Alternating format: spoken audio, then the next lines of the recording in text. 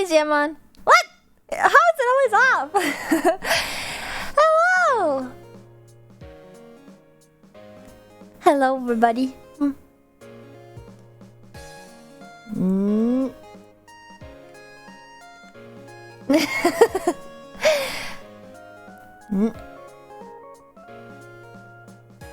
Mm.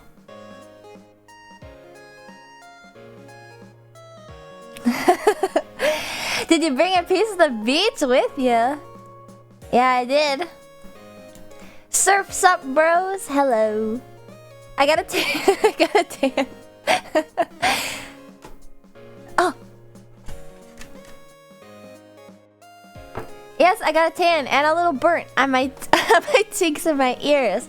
Hello, everybody. I missed you guys. How are you guys while I was gone? Oh, I'm so nervous.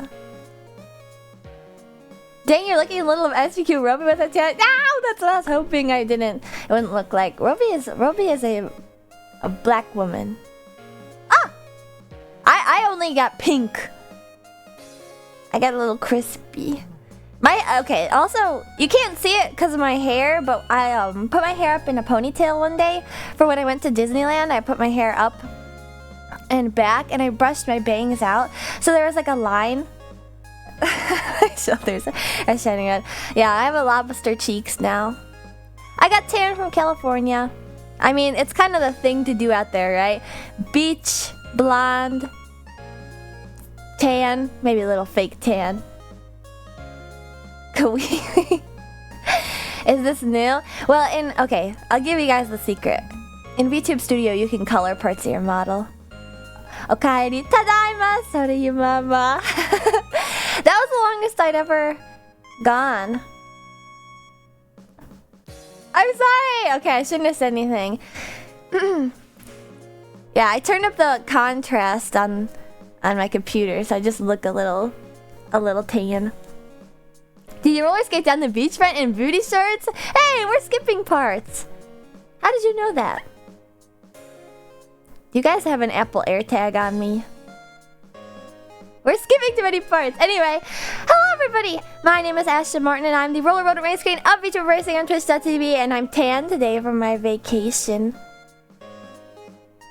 I know that a lot of stuff was happening while I was in my my intro. So I want to address it. Demon Dandy, thank you for resubscribing and saying a sponsor. Kita-san love Ashu no. I can't read that, Kita-san.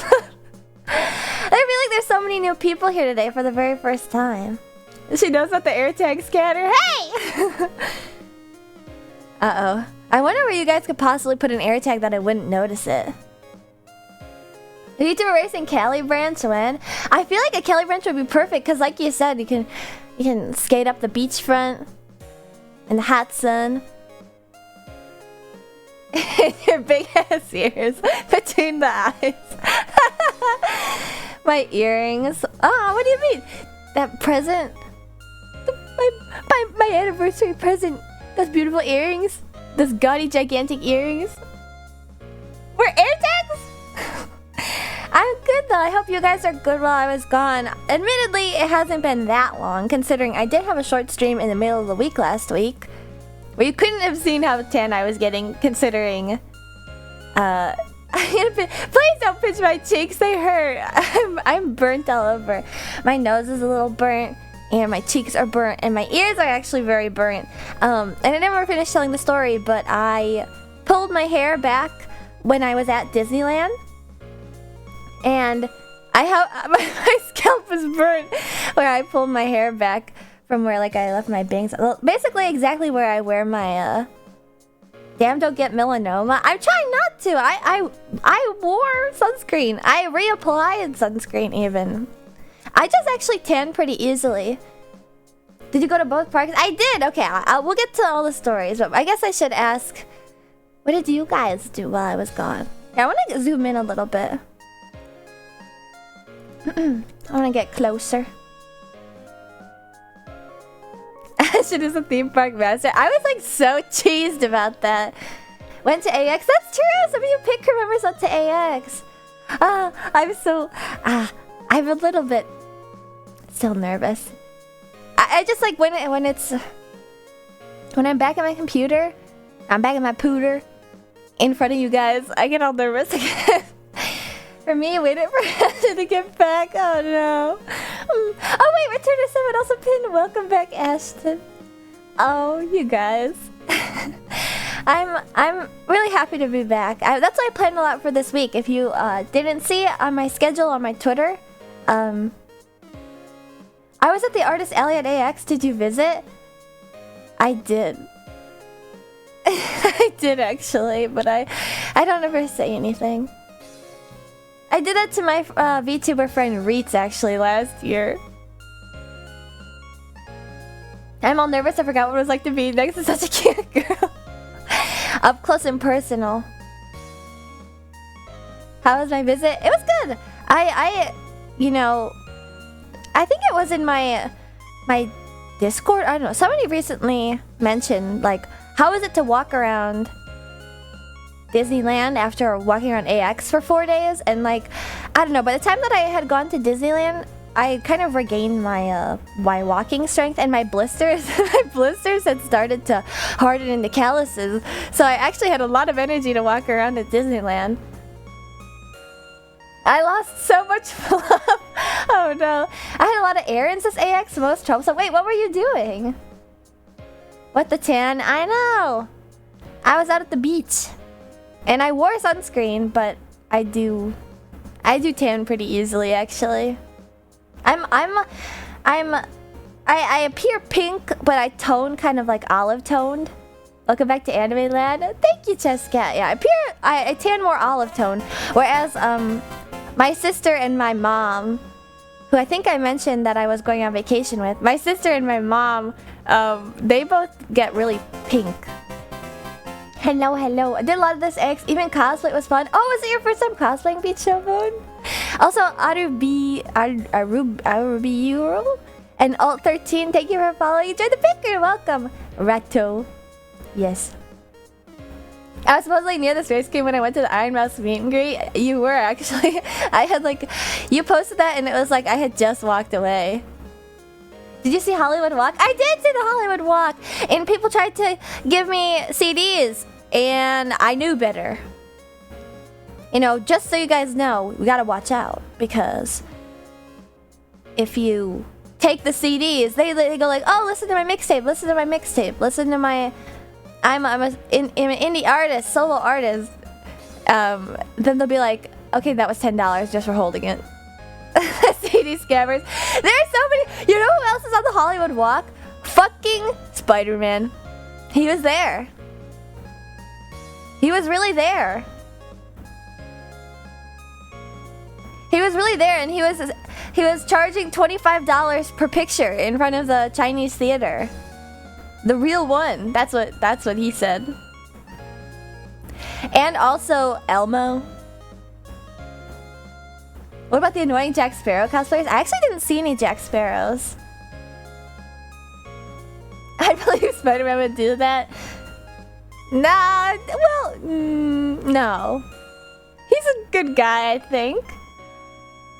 That's worth 25, surely. You know, the real Spider-Man certainly would be. The twerking Elmo or twerking Spider-Man? That's worth $25 for sure. Get on that building and twerk. See, I didn't need to pay $25 to see Spider-Man because I just had to pay $180 to go to Disneyland and see the Spider-Man animatronic die live on in a show. I'm just kidding. I didn't see it die. I saw it function. No, he didn't hit the wall. He didn't hit the wall. He actually functioned completely normally. But I was like, I was like, please, please. I don't want to. You know, it's an expensive animatronic, but I was just waiting. I was so excited to see it hit the wall. Unfortunately, it works perfectly. I saw Among Us Spider-Man twerking at a rave, so it's about the same. There were so many parties at AX. I guess I should start with that. Well, was there anything else that you guys did while I was gone? Besides her knocking over the lug nut feeder and getting fat as fuck? It was on a timer for a reason. Some of us got fat. Some of Some of you are suspiciously the size of 2 chinchillas. That's kind of weird.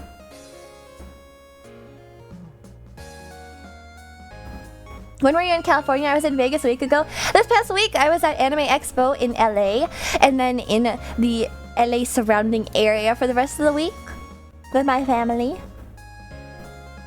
When we talked about con orgies last time Ash went to a con, if there was a con orgy, I feel like, you know, I'm sure they do happen. Although, it's probably harder to find them because they always used to post them on Craigslist back in the day. I just have heard about this. I haven't looked myself. But that's where the Homestuck one was posted, on Craigslist. But there's no, like, sex portion on Craigslist anymore, so you can't...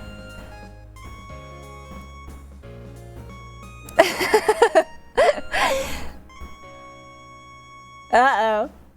Gotta have the J.O. Crystal posting. Shut up. Wait, I just made it to... You guys are literally... Does the AirTag have a camera on it or something? What the fuck? I feel like you guys, like... What the hell? Because I just made it... Let me find this draft tweet. The stupid J.O. Crystal comment from Mr. Poppin' Freshman Me. I was gonna make a tweet. A list of unsorted things that make me... I was still workshopping it, okay? A list of unsorted things that make me laugh. Gel King. J.O. crystals. Men clipping their toenails. And that's the end of it. The hell did I just come back to? Well, you guys mentioned, nobody mentions J.O. crystals, but I saw someone with one at Anime Expo. Why toenails? I don't know, there's just like something, you know, when people talk about the ick, just the idea of like a guy hunched over trying to get a better look at his toenails to cut them, make sure he doesn't cut himself, is like so icky. I don't know, it just is hilarious. Ashton Brandon J.O. Crystal. Welcome back, Funny Planet. So J.O. Crystal. It's like it's a crystal full of tantric energy. You should look up what that word is. I was just cutting my toenails. Ew. I meant to say welcome back. Oh, well thank you. I'm back. Not all of us can afford pedicures.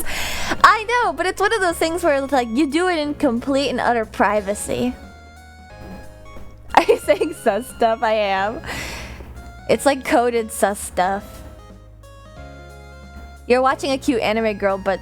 And your brain is going, wow, cute anime girl, but subliminally, I'm saying, you should buy a J.O. crystal. I've never cut my toenails like a pickup tutorial with my feet like a hog. That's disgusting. What is with you guys? It's like it never even left. I know. This is like, whenever you have chatting streams, it's like the ultimate derail stream. But yeah, actually that's one of my personal, you know, it's like a double-edged sword. Because it's like, I have an ick for watching guys cut their toenails. It's just like, ugh. But then I also have an ick for when guys don't cut their toenails enough and they have long toenails and I see them. It makes me disgusted. Actually, this is just a personal thing, but when I let my toenails grow a little bit longer than they should be, they like always bend backwards. This is nasty and disgusting. They'll always bend backwards. And you know what the worst shoe to wear with long toenails is? Crocs. I just bite them. Oh no. I feel like we're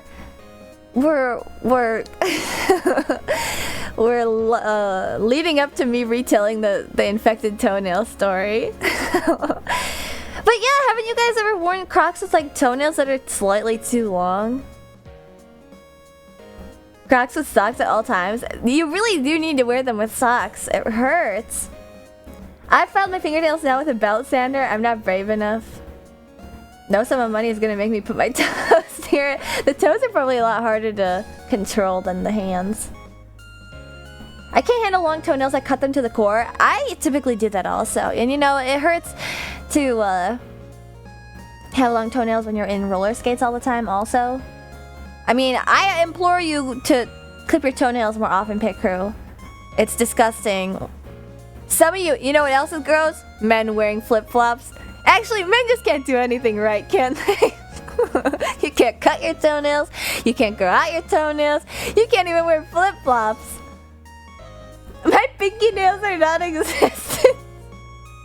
I have the same issue, but it's hot girls that don't have pinky toenails. Leaving back. It's okay, you're not men, you're little chillas. You're little boys at best.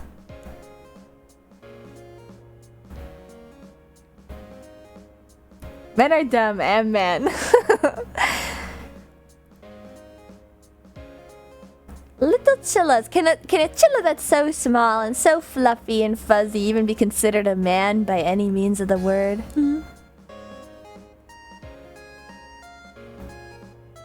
Is a grammatically correct sentence? Huh? I'm waiting to get hit by a car next AX. Wait, I'm curious though, Nier. Who are you running errands and stuff for?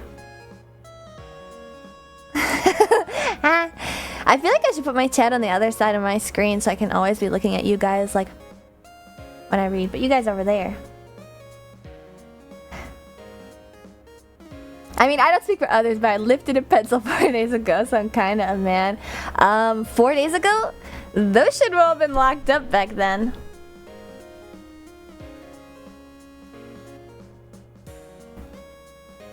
If it is featherless, biped, chinchillas.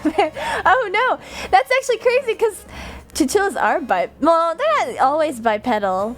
They're quadrupedal, but they can be that's chinchillas are men! Whoa. I picked up some merch on the last day. Gah! I didn't go to Artist Alley soon enough, so all the cute stuff sold out. There was this one cup from a person who made, it was a Shugokara cup. I really like old anime. What? That was so odd. The Twitch moderation just stopped the word pedal. Oh, thank you for the hydrate, cat kid.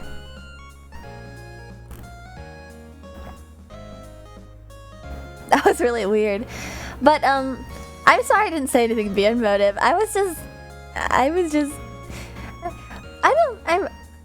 how you guys all pedal spamming? It said it was like for sexuality.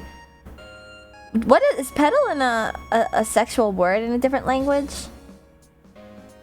Pedal? I washed my Ashen hoodie. Ooh, did it hold up? I can now take pics of it. Oh yeah, that's good. Always wash your clothes before you wear them.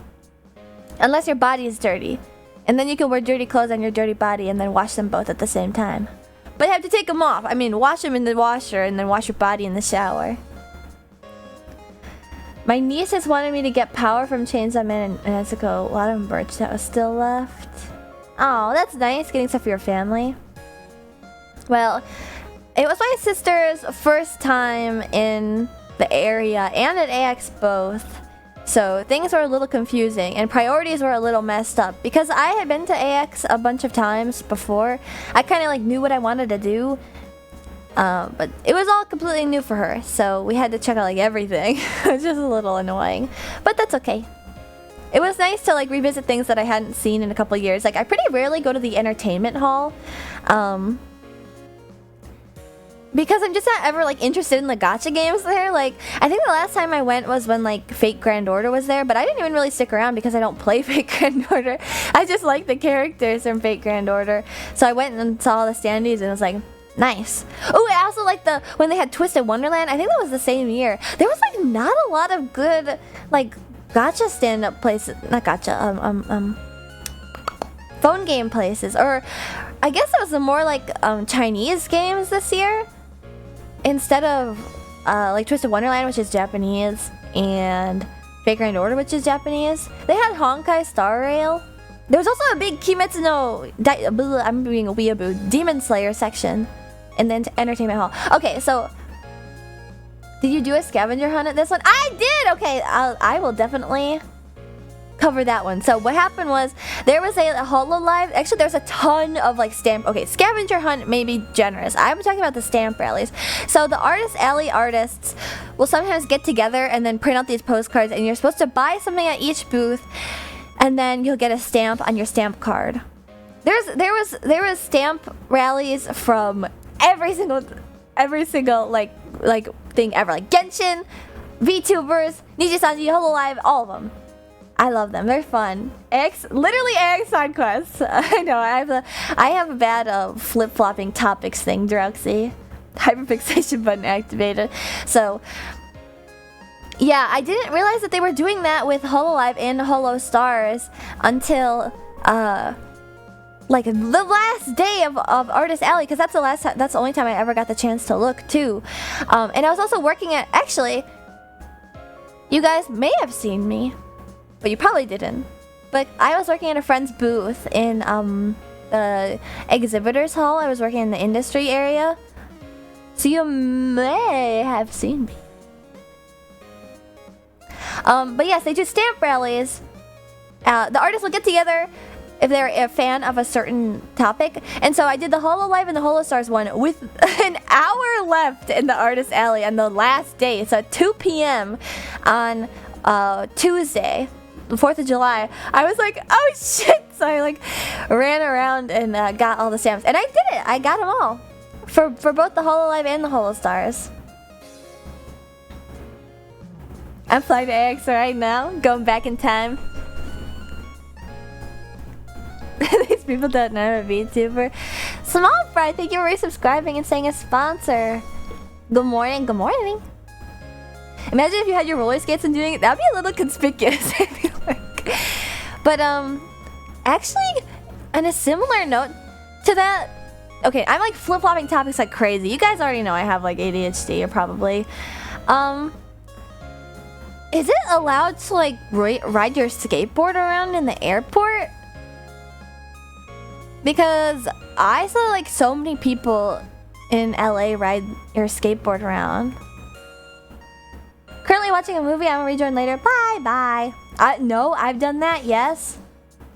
People skateboard and boosted board. How is that fucking allowed? How is that allowed? Not until you get stopped. I should have brought my skates and skated around. I didn't realize, you know, I tend to think like indoors, not allowed. But there is a person on a powered scooter. Not like a disabled person, but like a bird scooter. And skateboarders that were skating around the LAX airport. I think like if you're going Healy speed, it's allowed. Oh, they were going fast. They were going really fast. LA do be like that. I think it may have been an LA thing, actually. Well, okay.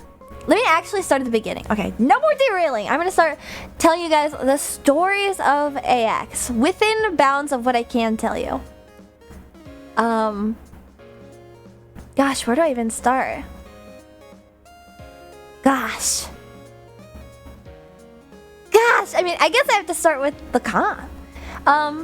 So actually, what I did the first day of AX. No derailing. Yeah, it's you. You're the worst one. Shut up. Be quiet for like 5 minutes. How was the line? Oh yes, actually, that's a fun fact. Because I was working at a booth, I could just skip the line. Although, this year was much more mismanaged in regards to that. Because I've worked at my friend's booth. I've worked with this person before and gotten a exhibitor industry. Which one was it? Just one that you get to go in your own separate line for to get in faster. I mean, granted, I was working too, but it also works when you're not working, so you know. I got to go in and skip the lines, but it was so mismanaged this year that on the first day when I needed to be in there really early because I was working like day one from the morning, they wouldn't let me in. I had to wait in a line at the same time that they were letting 40 badge people in. Artist Alley people weren't being let in. Exhibitors weren't being let in. Industry people. It's crazy. That shouldn't be allowed. It was so weird. But like the thing is, like they were letting 4-day pass people into the atrium area of the South Hall, which is where Anime Expo. I guess I should pull up a map, maybe.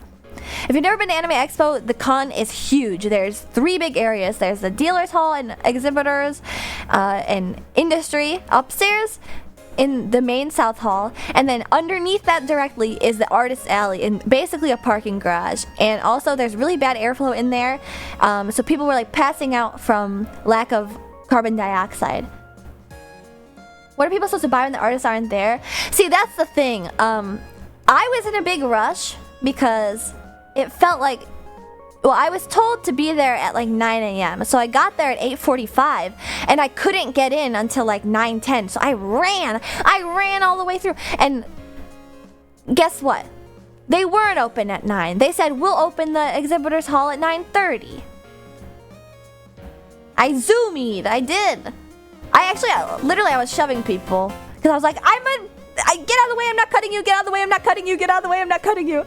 Also, Anna Camp Potato, thank you for volunteering the picker, welcome. It's hard because like, people obviously don't want to get cut.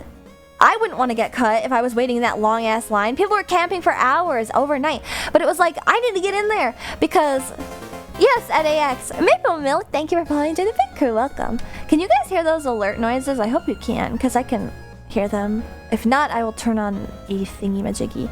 Oh, good. Okay. Yeah, so I was working at a booth at AX. I was told they were going to open at 9, so when I needed to be there was 8:45. I get there at 8:45. There's a line for the freaking exhibitors to get in, which is crazy because there's not a lot of us. If we're not in there, who's gonna run the damn booths? But there was already like a sea of people that were waiting to get in. And then once we got in, they had pushed back the opening time to 9:30. And they were announcing it over the PA. And then at like 9:25, they were like, we're gonna open at 9:45. And then at 9:37, they were like, we're gonna open in 5 minutes, which is 9:42. And then at 9:40, they said, we're open. It was like the stupidest thing ever. So yeah, I came like way too early, but it was fine because like they were also really mismanaged and it gave me time to actually get to the booth and work. So that's what I did the first day. It's not like I didn't work the whole day. It was like small bursts and stuff. AX line was crazy on the first day. And I think it was just because typically cons will like be the most busy on Saturday, but that's because cons will go like Thursday, Friday, Saturday, Sunday. So like Saturday was the big day, but Saturday, even though it was day 1 at AX, it was still the big day because it was like it was Saturday. So day 1 at AX was really, really, really busy. And we were slammed at the booth that I was working at. Constant people. Better early than late, I always say. That's true. I'm like I'm really rarely early. So it was kind of silly for me. Yeah, I got tan! Well, I was indoors for most of AX, and then I went outside for the rest of my vacation, and I got burnt. I'm a little bit burnt on my cheeks. I was selling so much this year, I sold out. That's actually awesome to hear. I'm really glad. Astro was for 5 minutes and got crisp. You know what? I have a sensitive skin, okay? I can feel my skin burning, especially my head, because it's like it was in direct sunlight. I wasn't wearing my visor or anything. I could feel my head like cooking in the sun. And so it's very pink in that one area. You were in a con? Did you get your own booth? Oh no, I was helping out a friend. But it was really lucky because I got a exhibitor badge, and I'm very happy about that. Is it true that most artists in con alleys make a loss, even at AX? I don't believe that to be true. I think you only really take a loss, like at the start of your career. But the booth I was working at definitely didn't make a loss, like not by any means. But it wasn't an artist. People ask why I wear long sleeves year round down here. The sun is a laser. It is bad. It is bad, and it's like the worst part is that you think of California as like, beach, sun, blah blah blah, it's gonna be hot as fuck. And even past years at Anime Expo over that weekend, there's been heat waves. At night it's so fucking cold. It's so cold. It's so cold in LA at night because it's the stupid desert. That's what people keep saying, although I don't think it's the desert, it's the mountains. It is freezing cold at night. I get way too cold at night. Like I was wearing like cute outfits during the day that kept me like really regulated, and then at night it was like, I'm freezing. It's a desert basin between mountains. I see. It's the mountains. Did I say it like that? It's cold at LA, also gets ocean breeze. I know. It feels nice for a few moments. There's like the perfect you know, when you're in the shade, it actually this year did not get very hot in general in LA, which was really nice. When you're in the shade and the wind is blowing and it's like 74 degrees out, it's like heavenly. It's heaven. But then in the sun, it's like, my brain is cooking in my skull. My city in Mexico is an actual desert. LA was so breezy and cold for me. I get so cold. Wait, so, but it's the actual desert, but it doesn't get cold at night. You should have brought your racing helmet for protection from heat and cold. I know. I regret it. It would have stopped my head from getting cooked too, probably. Also, that's a thing that I didn't realize. You can get sunburnt through your clothes, which is really annoying. Like if they're like kind of crappy clothes, because they have to be like thick enough. I learned that lesson early on. I wore like a thin shirt. It wasn't, and then I only put sunscreen like on my arms and not underneath the shirt. And I burnt my shoulders. I live in LA. The weather depends on your area you're at. If the area is more inland, it's hotter, closer to the ocean, so it's cooler. Well, I was in like LA proper, like the dead center of the city, like Little Tokyo's, like surrounded by Little Tokyo, Skid Row, and Koreatown. Get a reverse farmer's den. Now, kind of evened itself out because like the direct sunlight plus the sunscreen only made me a little tan. And also, yeah, downtown LA is specifically hotter than other areas of LA, also due to the fact that it is a concrete jungle and it will trap heat. Did your hotel get messed up by the hotel strikes? Yes. Did I tell you guys about this? How I had like a snafu? I think I mentioned in my Discord. Okay, so about the hotels. This is my first year staying at the JW, which is the like con hotel because it's in LA Live. Yes, I tweeted about it. Okay, good. Although it was either a limited time tweet or I only made one tweet about it. Oh my fucking god. The last day of staying in the hotels at the JW. So I wasn't facing the hotel strikes. Although I could hear them in the morning. Every day I woke up to the hotel striking, but it wasn't like blaringly loud because they have vuvuzelas and stuff. The people that were on the north side of the building would woke up every day at 5 a.m. and could not get back to sleep. I heard from multiple people. I heard the striking, but I didn't, like, I wasn't, like, kept awake by it, I think. I would wake up to it, but I stayed at the JW. But the problem is that on my last day, I was sorting my luggage to go to the next hotel I was at for the rest of my trip because I didn't want, the JW is really expensive. I didn't want to stay there the whole time, and also it just wasn't a convenient place for where I wanted to go for the rest of the trip, like Disneyland and stuff. So I was switching hotels.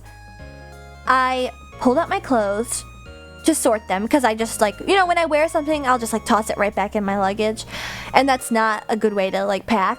So I was going to repack. My sister showered. I was packing. I wanted a shower. I put my clothes to the side in a pile of clothes that I already had out in the corner of the room. I shower. I come back. The clothes are sopping fucking wet. There's a leak in my room. I'm assuming from my shower. And I've been showering. We've both been showering every single day. It was the adjoining wall from where the shower was in the bathroom. I can only assume it was from our shower. The carpet was soaked. It was mildewy, it stunk, and my clothes were like soaked with carpet water. And we were leaving the next day, and they don't have any like cleaning services on site. So at 1 a.m. on my last day at the con, I had to go downstairs and be like, what the fuck? My room is broken. My clothes are wet. What are you gonna do about this? And they moved me to a new room, which is really annoying because I still had to pack and I had to hang up all my nasty ass clothes, and I never got the chance to clean them because they were like, you're leaving tomorrow. So we sent all of our stuff off site to be cleaned, and you're leaving tomorrow, so we can't possibly get this back to you in time. So we'll just give you a new room that isn't leaking and then give you late checkout. So I got the checkout at like 6 p.m. Did you get a refund? Do you know how much I got off? Because I'm not a haggler. I'm not a Karen type. Ugh. I'm like, you know what? They were striking. It was like I was in the lobby being like, what the fuck are you gonna do about this? As people were striking outside behind me. Like, I felt bad, okay? So I was like, I felt bad getting annoyed, like getting mean about it, getting Karen-y about it. You know how much they took off? $150. The good thing though is that some of the stuff that got wet, one thing that got wet was like a silk scarf. And so I was like, yeah, this is like fully damaged. I had no game. $150 is not comparable. But then but on top of the $150 off, I did get comp for like what was damaged. But like that's not enough. That's only gonna replace what was damaged. That's not like enough to replace the inconvenience of that and also the stupid strike. I mean, it's not a stupid strike. The strike is for a good reason, but it's like, anyway, Artist Plays, thank you so much for following. Join the Pit Crew, welcome. Silk scarf, damn, RRR balling out. Actually, you know what the worst part of it is? The scarf was from my fucking grandma. Like, I was just given it by her. So it was like, you know, a sentimental item. That's really nice. Not the grandma scarf. I am just gonna dry clean it. The strikes are necessary due to low payment. No, I fully agree with the striking. And I agree that this is the best time to do it. But I just wish I was better at like putting the squeeze on the corporation, you know? Because it's like, I feel bad. I can't yell at people. I feel bad about it. Also, Plazzy! Thank you for resubscribing and saying a sponsor. You're too nice. I don't want to yell at people. I don't like to yell at people. I'm too nervous to do it. You should have killed one of them. Well, the problem too is like, you know what? Maybe I should have been meaner. Because it's like, the people that are working... Kawaii, your username is very different now. Wring them dry, turn them into a husk. I should have. You know, I should have put the squeeze on them harder because the people that were working were crossing a picket line. So fuck them. Or I think that's what that is. Well, like, fuck them, not actually. LMAO, it's just caps. It's still different. It takes up more space in my screen. I noticed when you guys change things. Because I miss you. Could I get some oats in him at this oats? Oh yeah, I heard that you guys also hello Jucario. I heard you guys met up, the Pit Crew met up at AX. What were you guys up to? Nier bought me a drink, it was awesome. Aren't you underage?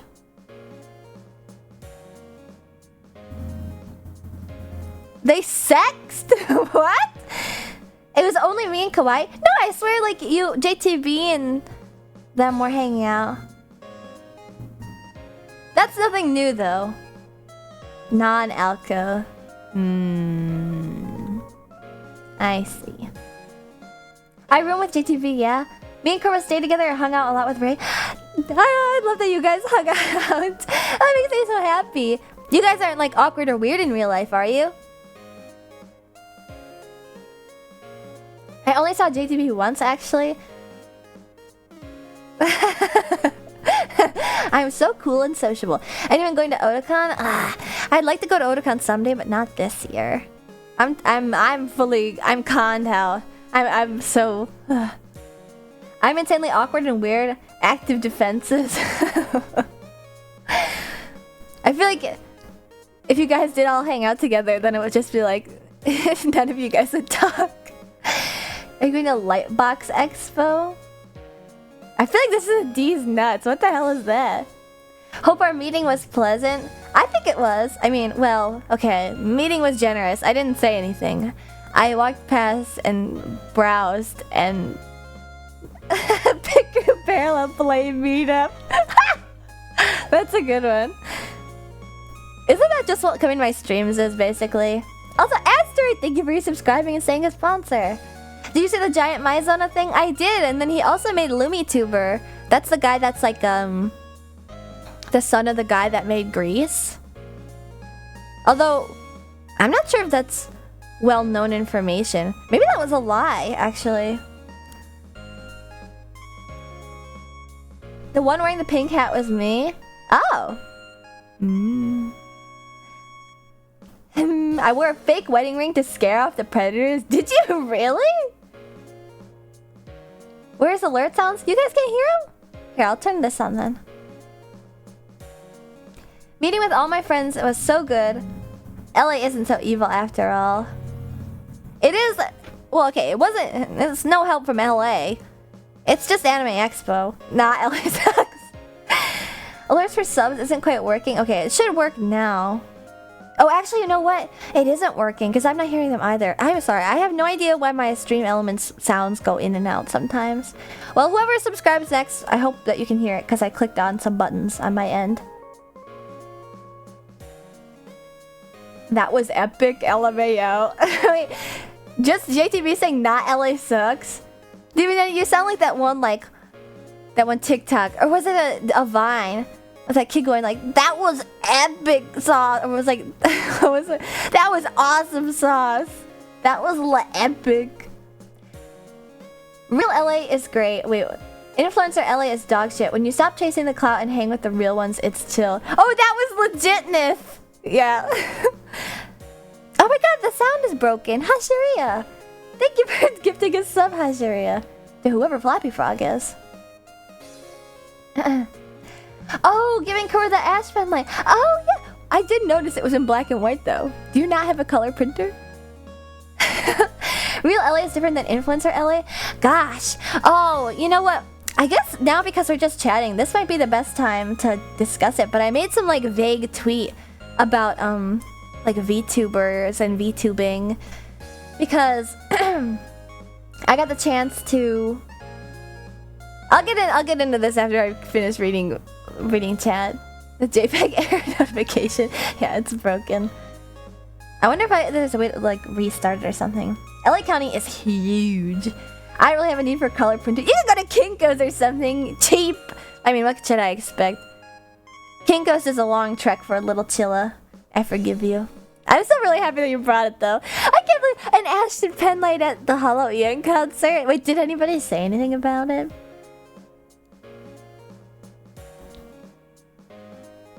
The penlight changes colors, it's okay. Have you been to Orange County Disneyland? Yes, actually that was the second half of my trip. I stayed the whole week in LA for Anime Expo at the start, and then the second half I was elsewhere, although still in LA County, and I got to go to Disneyland. Lots of VTuber chaos lately, and I'm not even super into VTuber fandom. Oh yeah. Oh, lots of chaos. The VTuber Ouroboros. Wow. A mouse! Oh shit! A rat. Hello, Lollipoppy What? Lollipoppy Chipu. I like that name, actually. There's this video of Crony Fan creaming when she... Not really creaming, right? Twitch be recommending me anything, huh? Even cute mouses? It's fun though, right? Don't you love it? Thank you for the 5 bits. Not actually, but he shrieks? Okay. I can see where the confusion might come from then. Because men are known to do that when they cream. Metalcore and K-pop fan. Thank you for following to the picture. Hello, hello. Some sounds work, some don't. The bits work and the follow works. Like I could hear it just now, but... Man, who was I just discussing this with? Oh, it was Lilybell VTuber. I don't know. Oh my god, she's been corrupting me. I feel like Lilybell VTuber is somebody that I've got the chance to meet at AX, and she is very fun and very sweet and cool, and also quite lewd. And it came up during a dinner. We were discussing the noises men make. And it was it was also with Domo Ariga, thanks. We were discussing men moaning versus whimpering versus grunting. Oh, I know, Lily. This is interesting. You guys gotta send me that video so I can send it to her and she can psychoanalyze it. Z is my savior. Thank you for following the pic crew. Welcome. Love it when men whimper. So true, Aston Martin. How did you know that people call me that to make fun of me? I feel like it's just an easy one. I know. I don't really remember the context of it.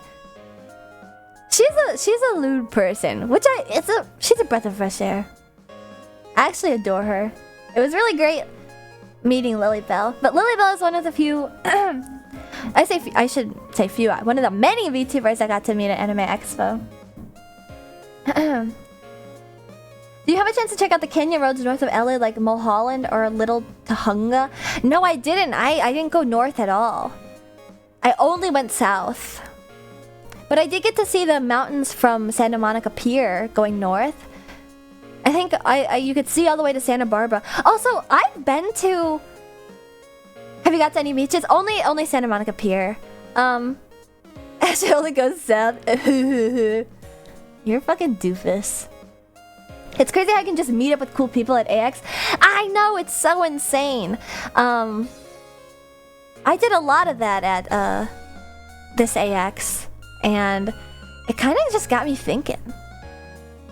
There's a button I can clip. Super Mike, welcome back. Thank you for resubscribing and saying a sponsor.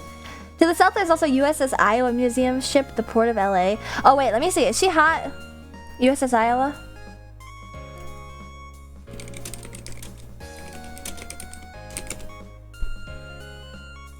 God damn! God bless America. What if Ashton goes to Anime LA? Well, I'm not just gonna go to like every LA con. I don't live there. LA does have a lot of beaches. Iowa is so hot. She's like the ship version of a female Uncle... Was it? Uncle Sam?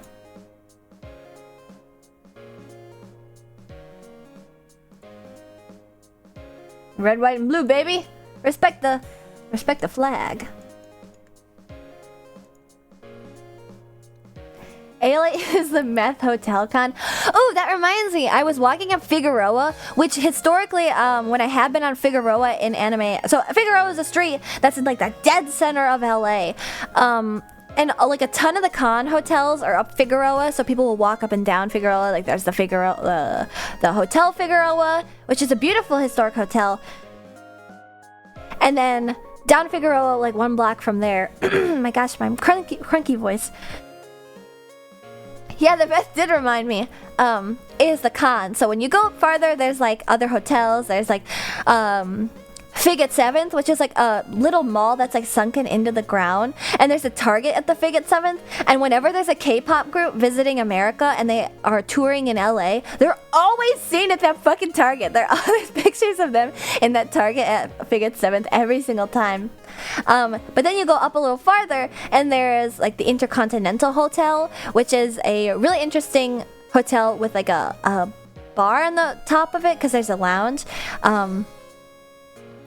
And I've been and seen these hotels because I've been to AX a couple times. But I was walking to a Sugarfish that was near the Intercontinental. So up Figueroa from the convention center. I was walking, you know. Usually at AX, I just like eat the price of Ubers for like a couple blocks because I don't feel like walking after walking around that big ass con center. But I decided to take a walk. La-di-da-di-da. Me, my sister, 2 friends walking to Sugarfish to get some squishy. La-di-da-di-da-di-da. Look over.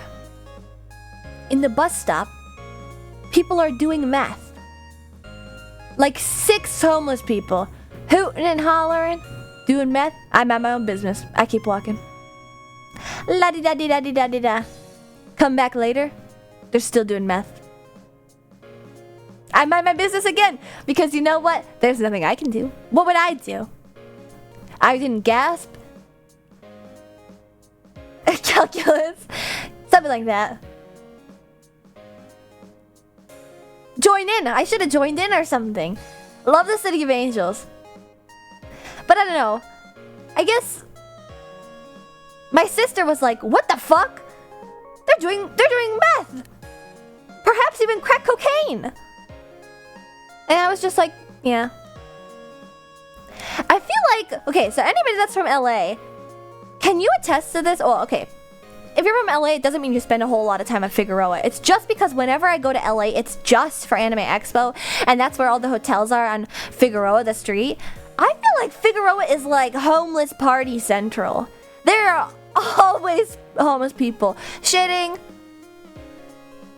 shooting up, smoking something, hooting and hollering on Figueroa. At any given place on Figueroa, it's a party. Even into the wee hours at 4 a.m. It's always a party for the homeless people on Figueroa. I wouldn't know. I try to stay away. I stay away from downtown maybe because Skid Row. That makes sense. No, they do. Okay, I'm specifically not talking about homeless people because certainly there's like a homeless person issue. I'm specifically talking about it is a party in the bus stops on Figueroa. New York, Chicago, and everything has the same issue. My sister witnessed a homeless person take a shit right outside her apartment window. Yeah.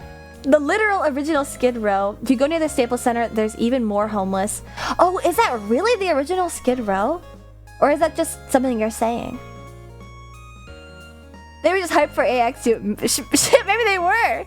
But yeah, that caught me a little off guard at first. But I'm kind of used to it. I think states are sending homeless people to California? What? If you leave downtown, meth use drops heavily. What's the one drug that's like super popular in the Midwest where it's like it's not used? So it's like, you know, everybody uses cocaine in like New York and LA, but it's like rich people that use cocaine. What's the one that like all the people? Maybe it's meth. Oh, fentanyl. It's fentanyl that people in the Midwest have an issue with. Super meth.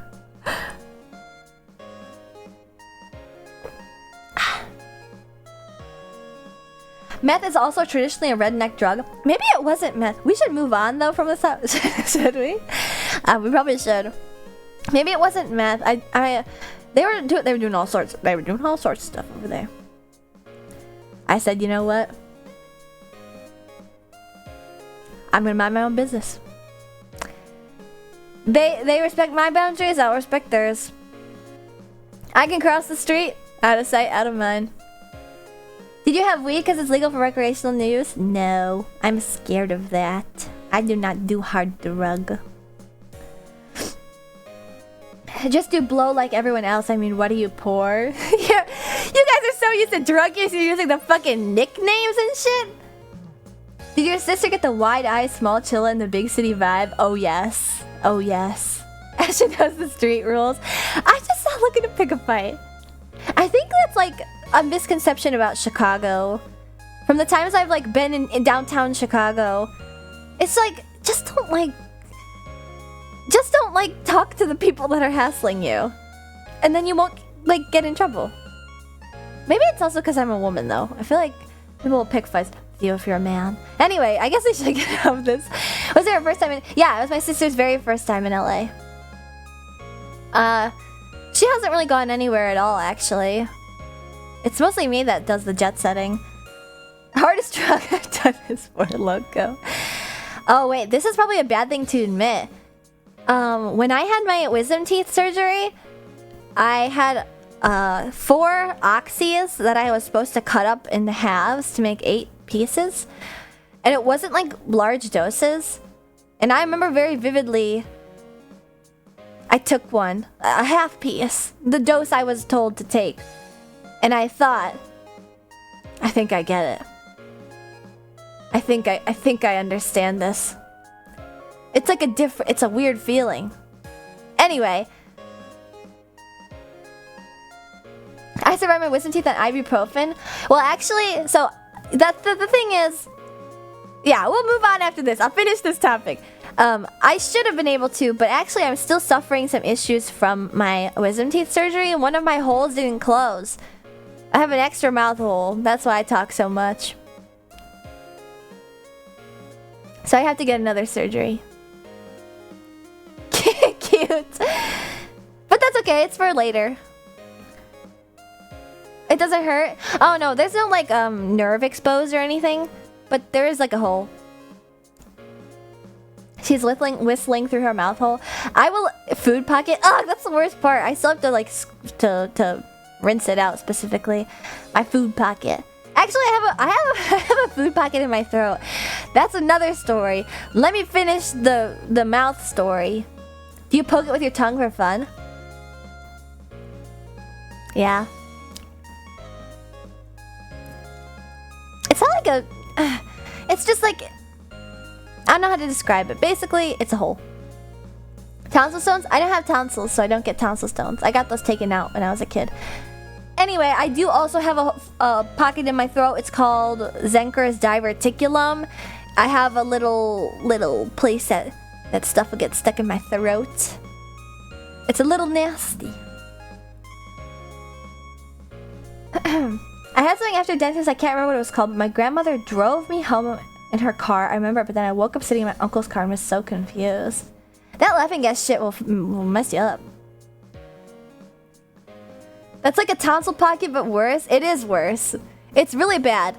If I swallow, okay, I can. Stuff doesn't always get stuck in it, but if I swallow a little oddly, I will get stuff stuck in it, like Advils or pieces of food, and then it's like a little snack for later. I got the IV anesthetic. I don't remember anything. I don't remember anything from my wisdom teeth surgery, but I have previously had to get the laughing gas for like other surgeries and stuff. That sounds awful, LMAO. It's not fun. You can actually get it surgically removed too, but maybe the reason why I sound so annoying is because I got my tonsils taken out as a kid. Maybe they like nicked one of my vocal cords, and that's why I sound like a little weirdo. My chilla cheek pocket. Yeah, I was born with it a little bit farther down. I'm a little deformed. It did not sound annoying. I don't know. I listened to my VOD of my stream from last week when I was at karaoke, which is super duper fun. Yes, after the con, I specifically brought with my travel microphone to do my very first travel stream. I did it from a karaoke place, and I was so... It was like one of the nearest ones I could find to me, and when I got there and I heard how bad the sound spilled over from each room, I was like, this is not good. This is not good. But I think it gave it like a funny vibe that you could like hear all the other rooms. They were singing like, Paramore, your voice is mega cute and I missed it. You guys miss me? I wish you got kicked out on stream instead of ending abruptly. Well, the good thing is that like they're actually really quite I didn't tell them at all that I was streaming or anything. It was very kind of them to announce that I had 5 minutes left the way that they did, because you know what happened? The guy brought a sign and he slammed it on the window like bam, and then he went tap tap. He went tap tap tap tap, and I looked over and it said 5 minutes left. And so I was like, okay. I nodded, and then he went thumbs up, and then walked away. Your voice is cute. No. Oh man, I sound so different over like the sound system at karaoke. It was like I sounded better and also worse at the same time. I don't know. You guys know I'm insecure about it. I'll keep saying that I don't like my voice just to hear you guys say that you like it.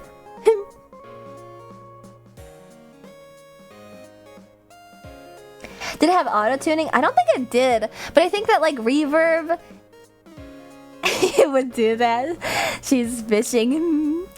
The reverb at the karaoke does help you sound a little bit better. I think I have to mess with my microphone a little bit more and tweak it so that it sounds better, because that was a... Ooh, what was it? It was Elgato Wave 3 microphone, and I thought it was nice, but it could be better. Fart reverb sound from karaoke. Something that I want to set up at on my stream deck is actually like a soundboard. I like watching you guys know the VTuber Basil Wolf? Basil Wolf has like so many sounds on his soundboard. I think they're hilarious. Oh, I gotta stop shrimping. I also really wanna set up that one thing where it like zooms into your face comically.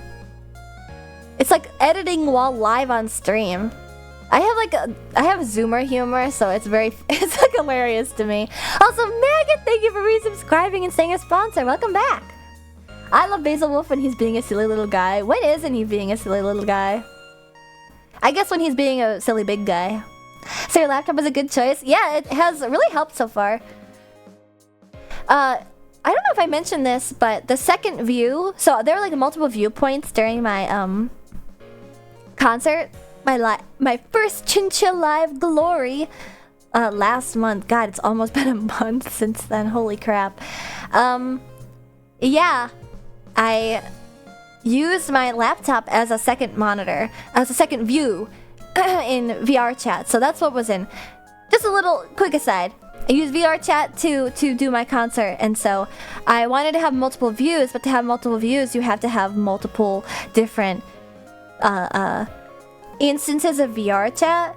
So I had to have my computer up on a separate VR chat account to film that view at the same time as also having my like actual view up. Alright, God Knows I'm Glory is gone thanks to DMCA live exclusive cover. I know! I mean, I was recording it as I streamed it, so like I have it my side, but even on YouTube it has it muted. You're not allowed to do anything. Did you have a VR headset on or just a head tracker strapped to your forehead? I had a VR headset on. I should have just done the tracker on my forehead. But you know what? I've never used VR chat without like a actual headset tracker. Fuck, that would have made like way more sense. Yeah, so I did all my dancing. Didn't that hurt after a while? Yes. I did all my dancing with my wireless headset, which actually is why it came in like a really handy. And so I could do like all my spins and whatnot and not have to worry about like knocking anything over. You know what? The practices, like the long practices and stuff, it would hurt after a while because I would get sweaty, but like, you know. It's a labor of love. I think I've also mentioned, I was like taking my headset on, during prepping for my concert, I was taking my headset on and off so much that I developed a rash around my eyes. Around my eyes from the like fuzzy bumper on the headset because it kept like rubbing against my face. And also I was sweating, so it was like wet and rubbing against my face. But yeah. That truly was like a labor of love. Thankfully, it's like the one thing that I like. Why do you do your body like that? Because I'm having fun. I just want you guys to also have fun. It's like I don't really want to weigh in on it because I feel like I've said enough on Twitter about the like silly concert drama that's happening right now. But like, it's difficult. I would never judge anybody for having like a 2D concert. Never. Also, I think it's odd that people are like dogpiling this one guy over the 2D concert when like there was a 2D singing concert at Anime North with other indie VTubers. I don't know. It's silly, but yeah. That all the posting about like, this is my concert, this is a real concert. There's some random asshole on Twitter that was like, this is a real concert. I did it with $1,000 of tracking equipment and blah blah blah. And it was like, I don't know. It just made me feel like bad. Cause it is hard. As somebody who did it, it's hard. To act like it isn't difficult to do this as an indie, to get all the tracking together, to set it all up, to get all the recording done. It's expensive and it's hard. And it makes me mad that people were trying to dumb it down on Twitter just to like get brownie points over one another. Architos, thank you for volunteering the vicar. Welcome. If the equipment is the most impressive part of the concert, what does that say about their own talent? Yikes! That's a burn! Holy shit!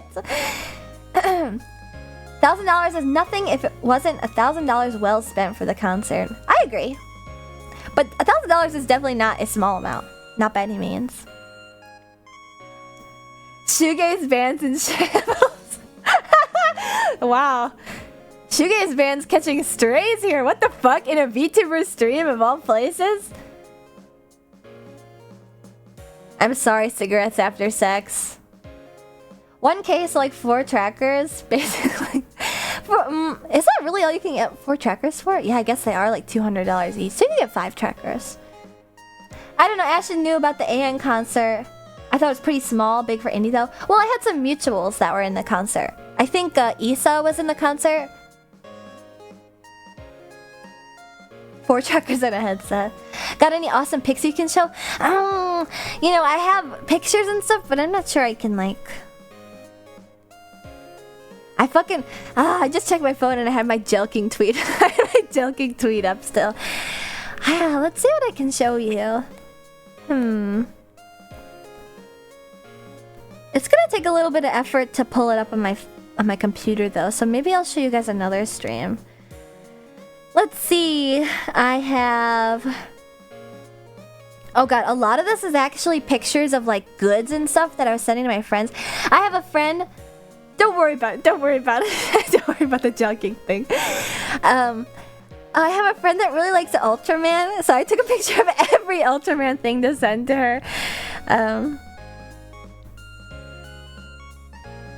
then, you know, it's like Instagrams of drunk girls that I met at the club, and then like more pictures of Ultraman. And then the Iron Mouse car, which I did post, the Iron Mouse Itasha, which was at the Kawa Entertainment booth, and I got to meet some more Kawa girls, which was very fun. She probably has like 100 mirrors on the pics next to her, all showing her face. I had to be so careful with the pictures that I did post because there really is a lot of reflective surfaces. Oh, and you know what? Be a drunk girl at the club. I'll admit, being a drunk girl at the club is fun. It's fun to just like go and dance. It's also fun to meet other drunk girls at the club. Also, this is mostly for Buns that I'm mentioning this. They had so much MF Ghost stuff there on the bags that were sponsored by Viz Media, I think it was. One of the sides was MF Ghost, and there was a big MF Ghost industry. For the Viz Media industry booth, there was a big MF Ghost like book set up. Or it was the manga. You could see the cover and the back cover of the manga. They had it for a few manga, but MF Ghost was one of them. Oh no, I got beef with MF Ghost? Never mind, I take it back. There wasn't anything of the sort. But I did think it was Initial D for a long time until I saw the girl. I need to catch up, I'm way behind. Honestly, I saw the art style for MF Ghost and I totally assumed that like it was like already completely done. Same mangaka? I see. Kanata can never. They look exactly the same. It looks so similar. It's the reincarnation of Initial D created by the same person. I could have sworn, I guess it's just because they have that specific art style. They do not cry. Wait, let me look at the picture I took again. Let me look. I mean, the girl in this looks like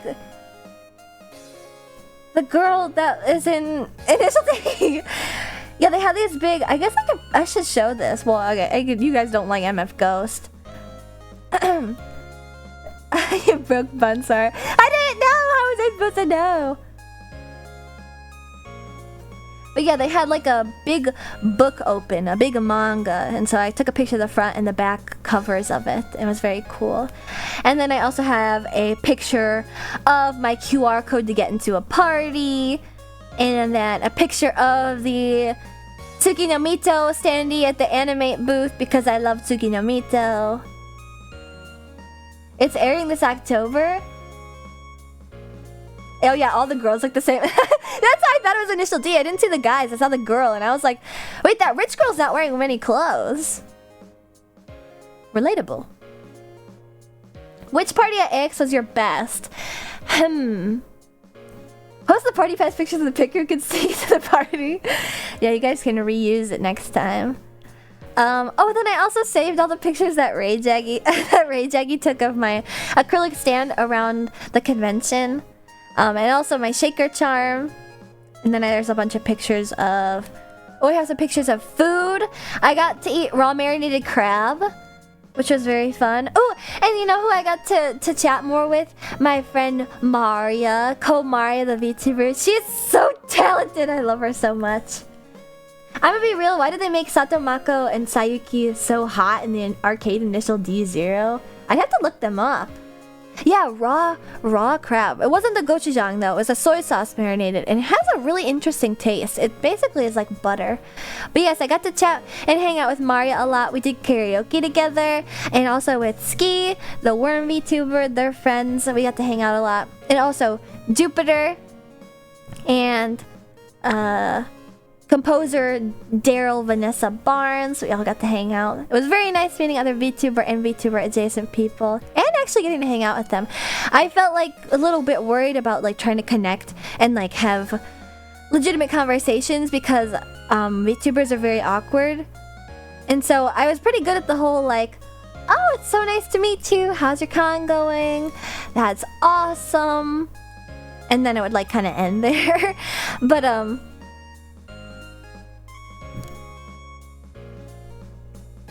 yeah, then I was really happy to like actually get to have like good long conversations with all of them because they're all very kind and talented people.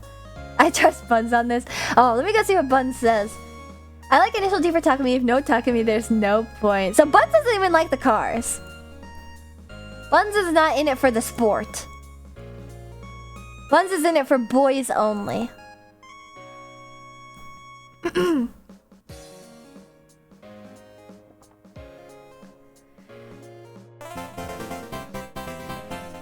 Squishu, thank you for volunteering the pit crew. Welcome.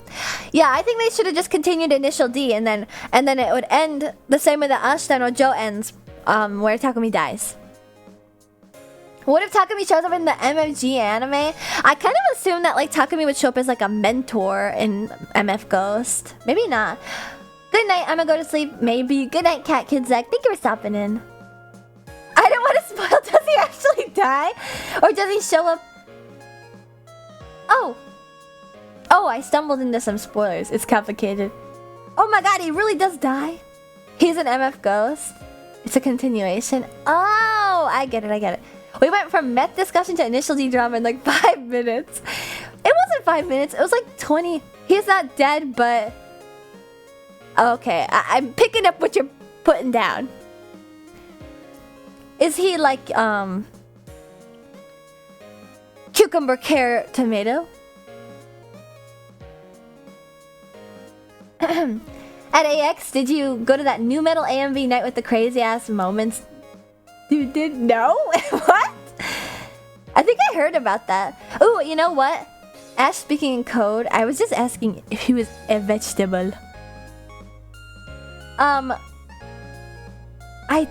was going to go to this one thing on the 4th of July called Constellations Volume 4, and it was hosted by Fake Star, which is a clothing company. And I didn't go, which is good because everybody that did go has COVID. I'm pretty sure I don't have COVID because if I did get COVID at AX, it would have shown by now. I may have gotten COVID at Disneyland and it may not have shown by now. Do I unmute now? I don't know if Initial D spoilers being said. Oh, we're over the spoilers, beat Shellbone. Lol, OMFG, I missed that show too. I'm so mad. You would have gotten COVID. You would have gotten COVID because basically everybody that I saw that went to Constellations... Actually, basically everybody I saw at AX had COVID. But I'm pretty sure that... Like I told you guys, I'm pretty sure I'm immune, so... Or, you know, like I posited on Twitter, I might be an asymptomatic carrier and I might be infecting the people I talk to, but I don't know. I can't verify. I test negative every time, so I don't think I'm a carrier. But it's like I haven't gotten sick yet. A typhoid Ashton. Oh my god.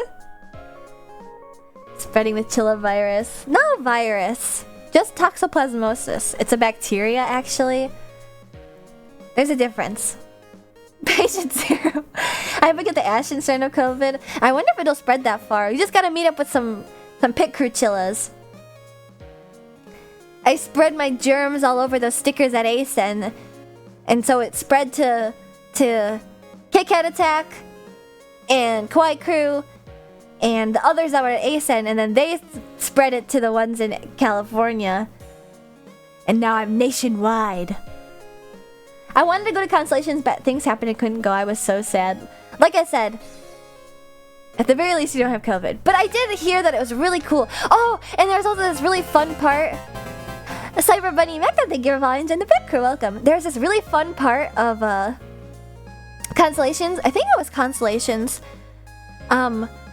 Yeah, it was Constellations, where the set ended on Baka Mitai, and then there was a lull, and then they played Virtual 2 Live. Ah! I would kill to hear of somebody play Virtual 2 Live. Virtual 2 Live is like the Niji Sanji song, and it's like, it kills me inside. It makes me so emotional to hear it. Yushe is gonna be in Vancouver at the start of August. Oh, probably for that, oh no, wait, that's in July, that con in Canada. I forget which con is happening in Canada later this month. But you know the song Virtual 2 Live, where it's like, どうしようもなく今を生きてるこの声が届く未来が幸福だと言える通りただ歌おう Virtual 2 Live! I would go crazy. Scourge the Cat 56, thank you for volunteering to the pit crew. Also, I gotta say, I'm disappointed in you pit crew chillas that went to Connect the World, the Hollow Yang concert. I'm disappointed.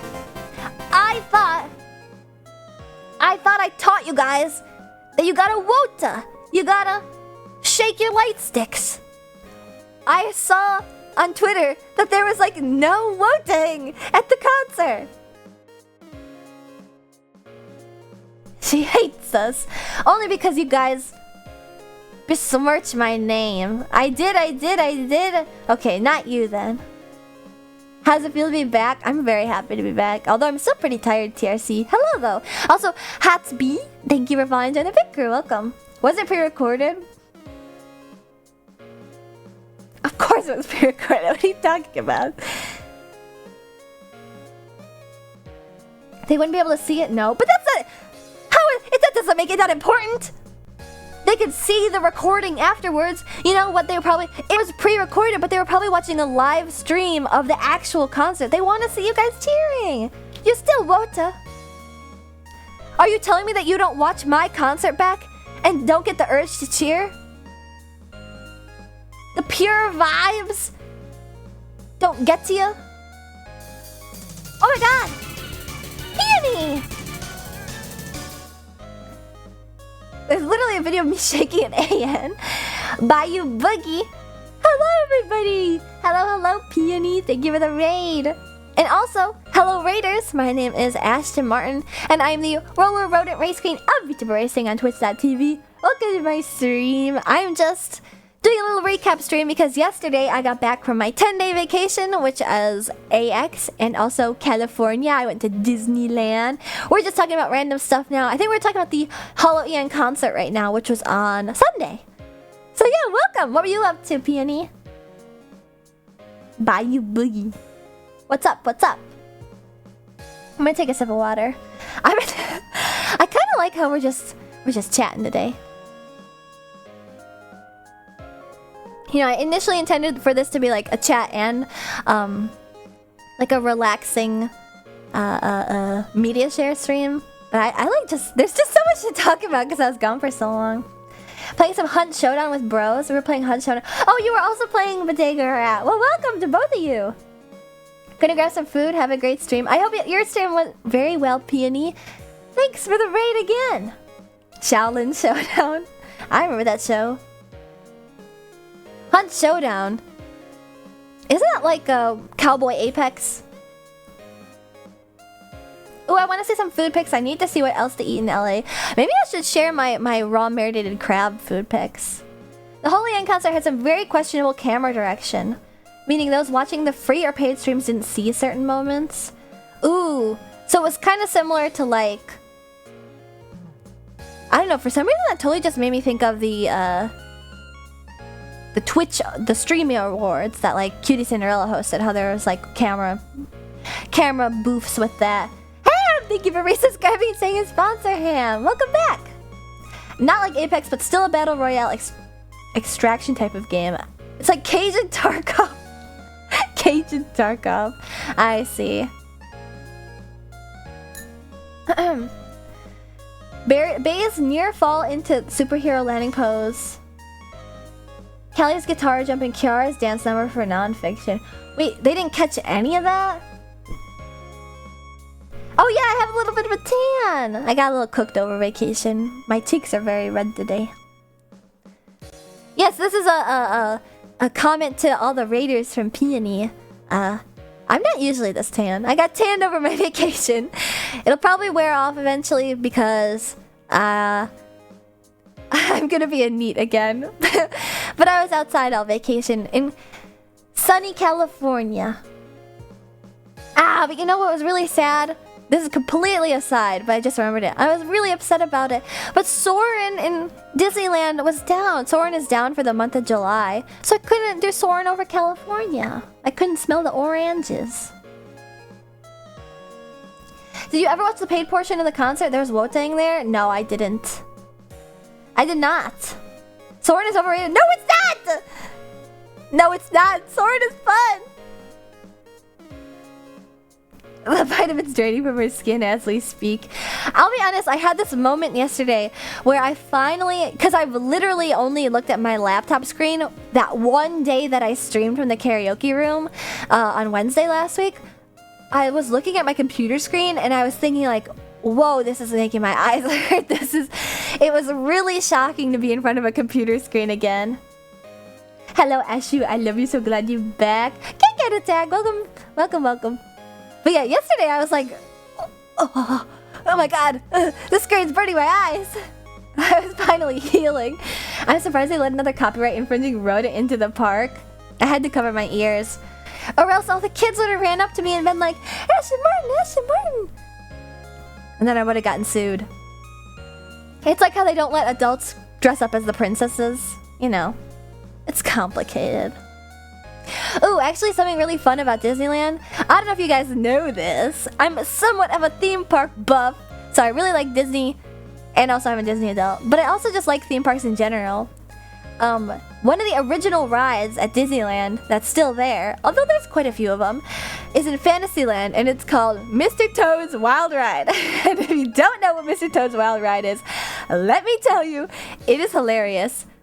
You get in a car, and you ride it around, and there's a story, and the story is Mr. Toad gets fucked up at the bar and starts to drunk drive, and you drunk drive all around London. Mr. Toad, you drunk drive all around London, and then finally you get caught and you get sentenced in court, and then you get depressed and go run in front of a train and get hit by the train, and then you go to hell. And that's it. That's it. It's so fucking funny. It's the craziest ride ever. Literally, and you know what the funniest part is too? That the hell scene is like super hot. The rest of the ride is like normal temperature because it's like somewhat open air. But they like keep the doors closed to hell so that the hot air stays in. And there's like a dragon blowing fire. You're like, bah. It's super fucking hot in there. It's so funny. It's so bizarre. And that came out in 1955. That was an original park ride. And it's been there this whole time. And it's very silly. It's really like the same quality as like a carnival ride because it's made of like plywood cutouts that like move out of the way as you ride through them. Disney adult, but Disney's so fun. I can't help being a Disney adult. That happened to me once. Me every weekend.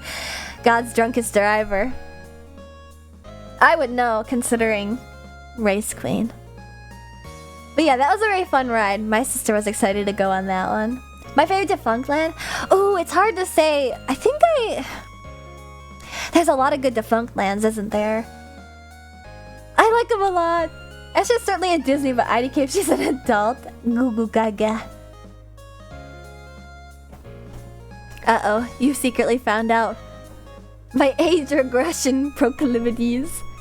I like the Fast Pass one a lot. Ooh, actually, shout out to T Kanji for asking first. Oh, I'm sorry I missed it, T Kanji. Thank you for asking. Thank you both for asking.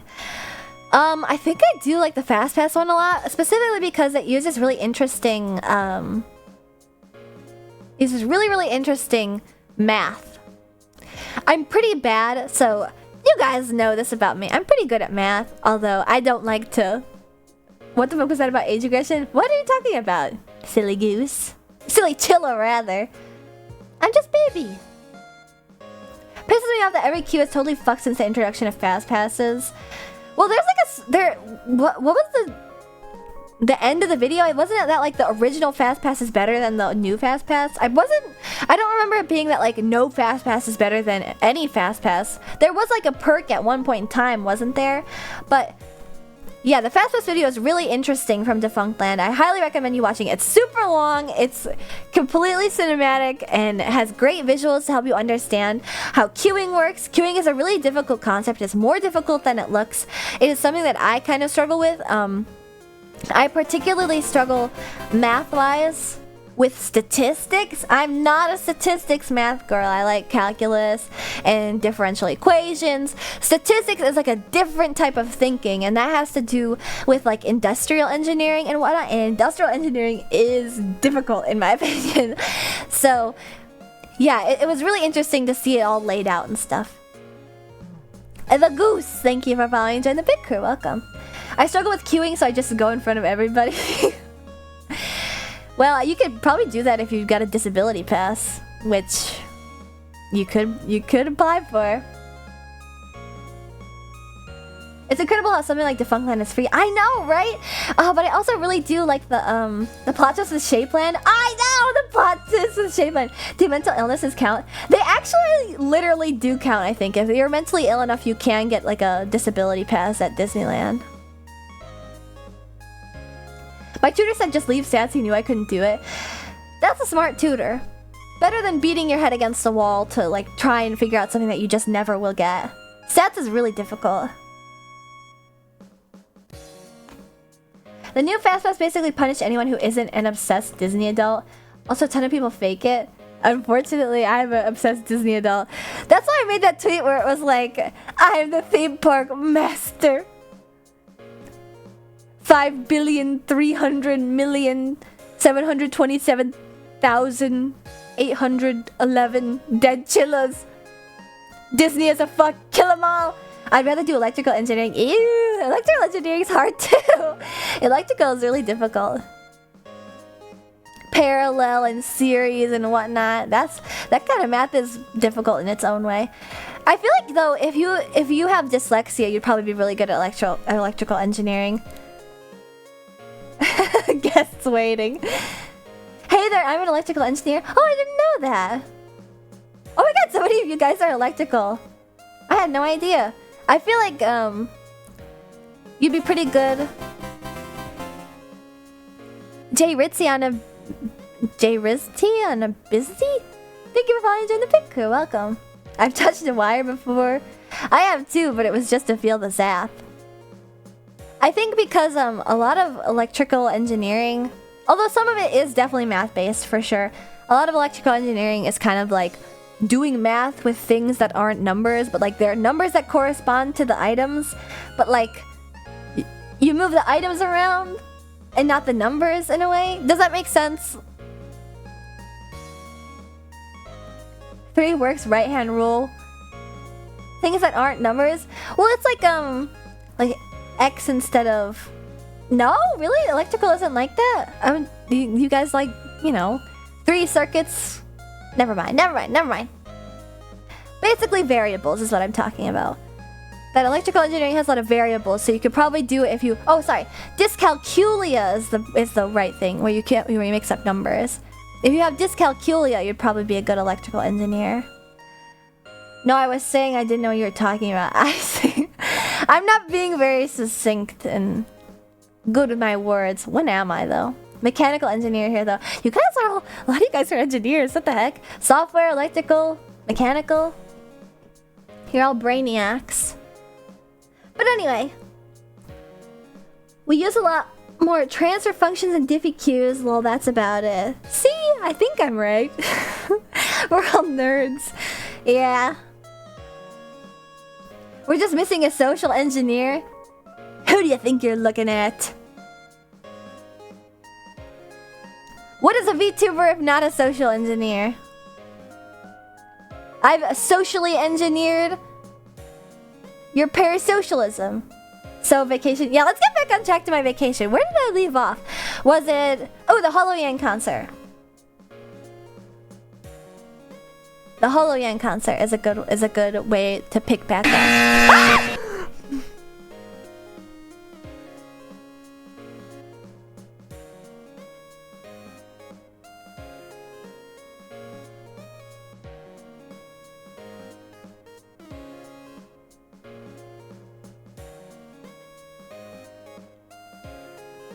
That was really loud.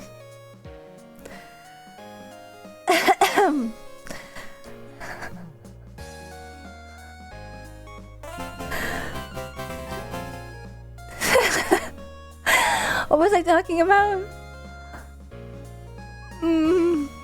Ghost Camilla, thank you for following Join the Big Crew.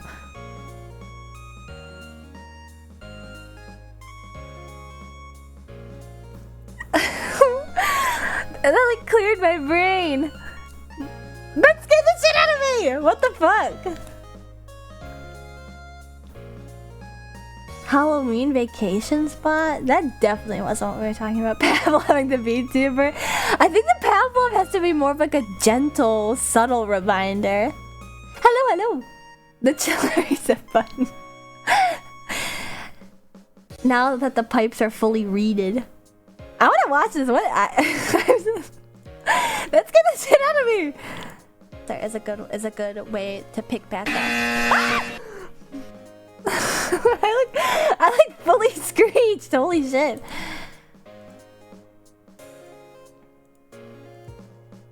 What the?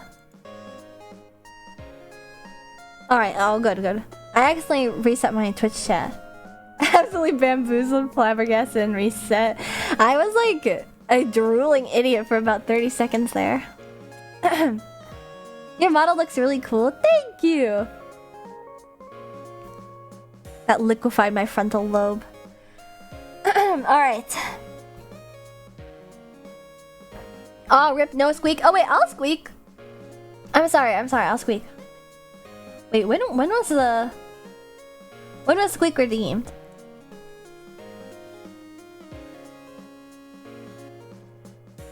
She wasn't lying, that incorrect buzzer do be extremely loud. I think I had my sounds off last time it played, so I just like screamed. I just outright screamed. Alright, gonna do my chinchilla squeak. Let's see. I don't think that my voice is broken from my trip still, but we'll see. Alright. Hey cat. Alright, this is for you. Chinchilla squeak. I'm sorry, I have to get ready.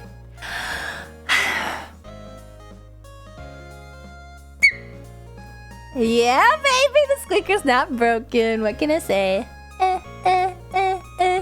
I'm well rested after my vacation. Ready to squeak and squonk a little. Also, Zero Rush redeemed introduce yourself. So, hello, my name is Ashton Martin and I'm the Roller Rodent Race Queen of VTuber Racing on Twitch.tv. Thank you for coming to my stream today. I'm a little tan because I just got off vacation. That's what we're discussing today. Anime Expo and my subsequent vacation. So yeah. She do be squonking. Actually, squonk is something that my parents will call like whenever we have like an animal and it's making noises like a cat. My parents like to call it squonkus. I'm the squeaker and they're the squonkus. Oh, and a vroom vroom. Thank you for reminding me. The Legend of Boy Bussy 0069. Thank you for enjoying the pit crew. 0069. They're from the Gundam universe. Imagine the kind of fuck shit that happened in UC 0069. Alright. Vroom vroom time. Vroom vroom. Thank you for revving my engine, Santa Quiz. That isn't like a real year, right? UC 0069. That can't possibly be. Gundam UC. It totally is! Wait, 0096 is a year in the Gundam universe. Oh my god. What do you think they were up to during 0069? Some crazy shit for sure. Squonk is the creature from A Trick of the Tail. RRR, true Phil Collins fan would know that album. No way, really? Well, the reason why I like Phil Collins is because my parents like Genesis and stuff. And my mom really likes the Trick of the Tail. Is that really why they call everything Squonk?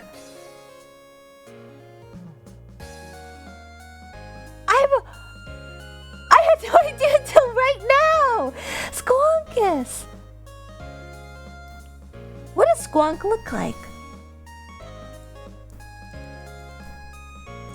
Squonk. A Trick of the Tail. Oh, it's a song! Squonk.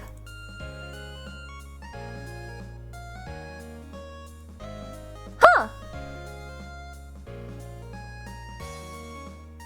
It's like a mysterious mousy thing! Oh my god, I am a Squonk! I am very Squonkus-like. That's what Squonk is! Oh my god, what the fuck? It's all coming full circle. Here, this is like reminding me of a story of my childhood. I'll tell it as vaguely as possible. Because it involves a name of mine. How do I tell this without doxing myself? There was a song that I really liked as a kid. My parents would play it a lot for me. And I liked the name that was in the title of the song. It was like a classic song. And I remember telling my mom when I was a kid,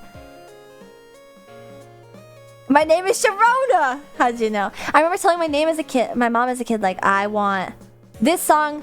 I like that name so much, but I don't want to change my name from Ashton. I want this to be my middle name. And my mom was like, it is your middle name. And I was like, what? That's the craziest coincidence ever. And I literally only realized like 2 years ago, a full adult chinchilla, that the reason why they were playing that song to me when I was a kid was because it was already my middle name. I thought it was just like a cosmic coincidence. But the reason why they were playing it was because my middle name was already that's in the title of the song. I was like, oh my god, I'm literally Haruhi, I'm God! And only like 2 years ago did I realize, like,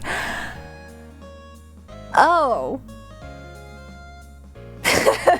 Some Sharona engineering and work. Cecilia, you're breaking my heart. But yeah, I think that story sums up a lot about my personality. I would like fall into things that are like, I'm a god. This can't possibly be a coincidence. And yet it's been like engineered from the day I was born to happen. And I only realized like a decade later, like, oh, that actually had nothing to do with me. Ashton, Mr. Jones, Martin. No, it's Dr. Jones. A la the Toy Box song. Dr. Jones, Jones, call me Dr. Jones, Dr. Jones, Dr. Jones, wake up now, get up now. Has to be Jolene because she steals your man. I don't steal anybody's man. Well, not intentionally. I can't help it, my bang boom race queen, the sexy Playchilla model body ends up tempting anybody. Yeah, it's Billie Jean. You know, I'm not gonna tell you guys. Is it really Sledgehammer? No! I said no doxing!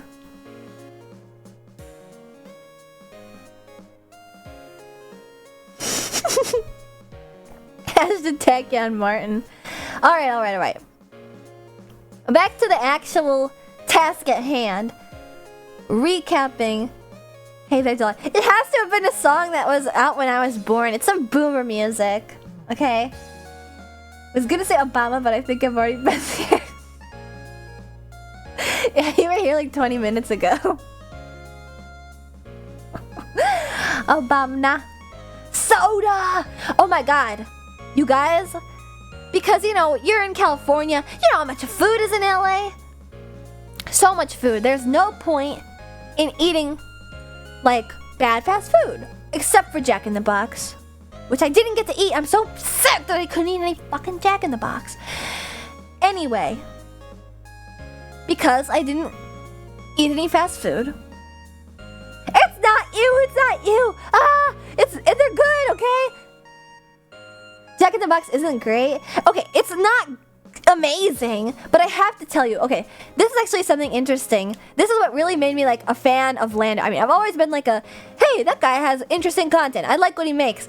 At his Off-Kai Expo panel that they were streaming from the main stage, it was like somebody asked him, like, what's your most unpopular positive opinion about food? And you know what he said?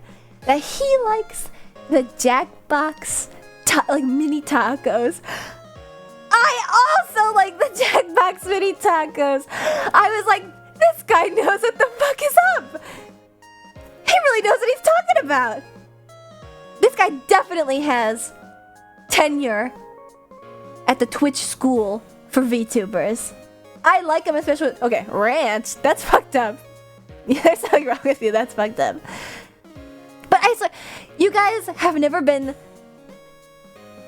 like drunk and hungry the way I've been drunk and hungry when I had those fucking tacos. It was like, I must not have eaten, I mean, I did eat something, but it was like, I was starving. I was drungry. At least she wasn't a fan because of the Grimace shake post. Yeah, that came after. That I was like, I fully gasped when I saw that on my TL. I was like, oh! Wow, he really went there. He went there. I only know and like Jack in the Box because of the mascot NGL. Oh, because of the sexy mascot? Ah, the sexy mascot is too good. But yeah, I fucking, man. You know, I've never had a, there are like sexy Jack in the Box commercials, Rika. There are. He's like buff underneath the head thing. I'm a cook. What do you want me to cook for you? Jack in the Box mini tacos, please. No, I'm serious. I'm serious. There are commercials where they purposely made the Jack in the Box mascot sexy. Lily Bell is rubbing off on me. Jack in the Box. Yes, like Piayon from Oshinoko. It was like, oh, there's this one where it's like I'm not like a masochist or anything, but there's one commercial from Jack in the Box where he like gets mad. He gets mad and he's like, go the fuck to Jack in the Box. And it's like, okay.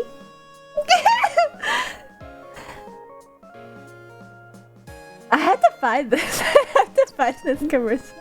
Was it the therapy ad? I don't know. Lobotomy right now. Schedule it right now, please. Autumn Frostfire, thank you for following. Enjoy the pick, girl. Welcome. We don't have Jack in the Box in WNY, but I know they've talked about it on Giant Bomb a few times. Those mini tacos in particular are apparently both cursed yet addicted. I will fully admit though, I've only ever had Jack in the Box when I was drunk. And when you are drunk, oh my god. The curly fries and the mini tacos. I felt like I've never like had munchies before. It was like I must have had munchies. It was like I was inhaling them. Oh my god. So good. But I didn't get to eat any. I had Jack in the Box for the first time, the mini tacos at SakuraCon this year. I never had Jack in the Box before because I was a hater. I wasn't true to myself. I was hating it, but I never even tried it. And then when I tried it, it was like, oh, they're so good. They're so good. Pick your decimated because they'll never be Jack. Well, the thing is, like, I think I have like a fetish. Let's go with that word. I like it when characters like don't have faces. Donkey Kong. I like how it's like they wear helmets and stuff. Or like, you know, like I've always thought that like Ooh, actually, that's weird. I don't mean like skin faces. I mean like, you know, Celty from Durarara is like prettier than like other girl characters in my opinion, because like there's like, I don't know. I just like the I feel like I'm digging myself a hole. Yay, mini tacos! She loves fursuiters. Oh no, but that's the thing is that I don't like it when it's like there's like I don't like it when there's like facial, you know, like cuz fursuits have like furry faces on them and they're making expressions. I don't like when it's like I can read a human expression on the head. I would like it to be like Daft Punk or something. My mom likes those tacos too because it reminds her of humbler times in her life. Thankfully, I don't think... Well, okay.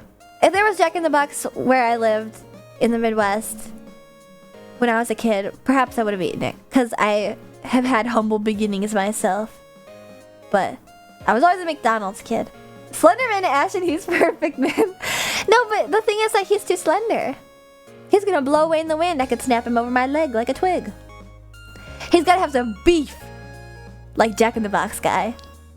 What are we even talking about? Anyway, I didn't get to eat any fucking Jack in the Box over my trip. Opinion on Culver's? It's good. You are not okay. How are you just figuring this out?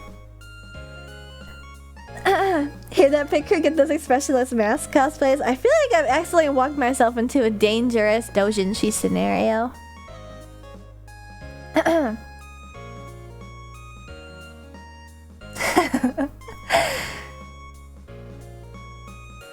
But yes, where was I?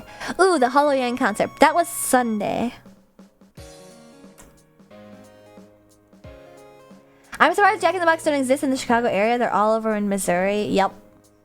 I feel like there was Jack in the Box in the Chicagoland area at one point. But I wonder why they would have pulled out. It's like, I wonder why there's no, like Waffle Houses anywhere but the South.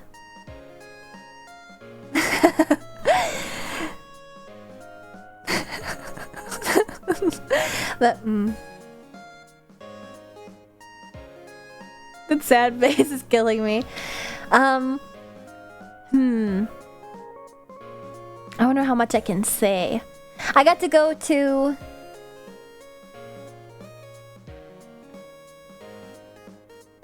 There's a Waffle House in Kansas? There is? What? But that's still kind of the South. It's the Midwest, but it's the South. Got to go to... I went to a... Am I allowed to say this? I went to an interesting party with other VTubers. Not like a sex party. No, I didn't go to a strip club. No, I didn't go to a strip club. It was like an industry thing. And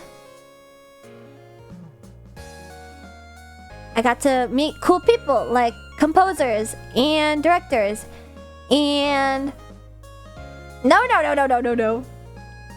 Not an industry sexy party. Although, was it the V-Shoujo one?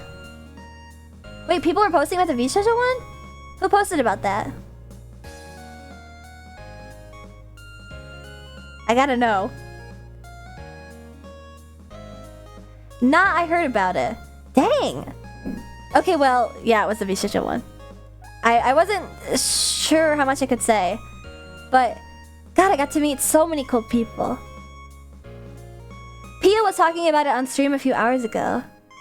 Sex with V-Shoujo party. No, it wasn't that. Melody wasn't even there. Aside from God, I shouldn't ask this. Does Kaysan have a huge PBR? I've not... Okay, I didn't get to meet Kaysan. I didn't get to meet... You know... I did not... I got to see cool industry people. And I got to chat and talk about my concert. And... I got to... Is that the one where Numi was drunk and told Iron Mouse about carrots? I have no idea. I did not see Numi there. If I did see Numi, I would have been too embarrassed to say anything, actually. That's so cool, though. I know, right? I don't want to be too annoying about it because I think it puts people off, but like, seriously, I was like incredibly humbled that like, no, not humbled. I'm incredibly honored that I got to go, and I was also slightly humbled because like, you know, I was definitely like, I gotta check myself. I actually got the inside scoop. No. It was interesting. It's like, you know, the closest I've been to being, and this isn't the right word, but I think that's just a good way to describe it. It's the closest I've ever been to being like in the industry, you know, because so what prompted my like tweet about VTubing recently was because, you know, oh, Devil Wara, thank you for joining the Big Crew. VR headset and hacker voice, I'm in. Hacking into somebody's phone, they're gonna take me around like Iron Mouse. No, so I ended up going to the VShojo party. How do you usually meet music collaborators? I'd like to get more into it. How do I meet music collaborators? I see their portfolios on Twitter more often than not, like mixers and whatnot. Or they're like well-known composers. I think Twitter is probably the best place for that. I did end up meeting interesting people from VShojo who were working on Iron Mouse's OVA. And that was really interesting to talk with them about that. And you know, I met Daryl Vanessa Barnes. I think the whole name is a bit much considering we're on first name Ashton Daryl basis now.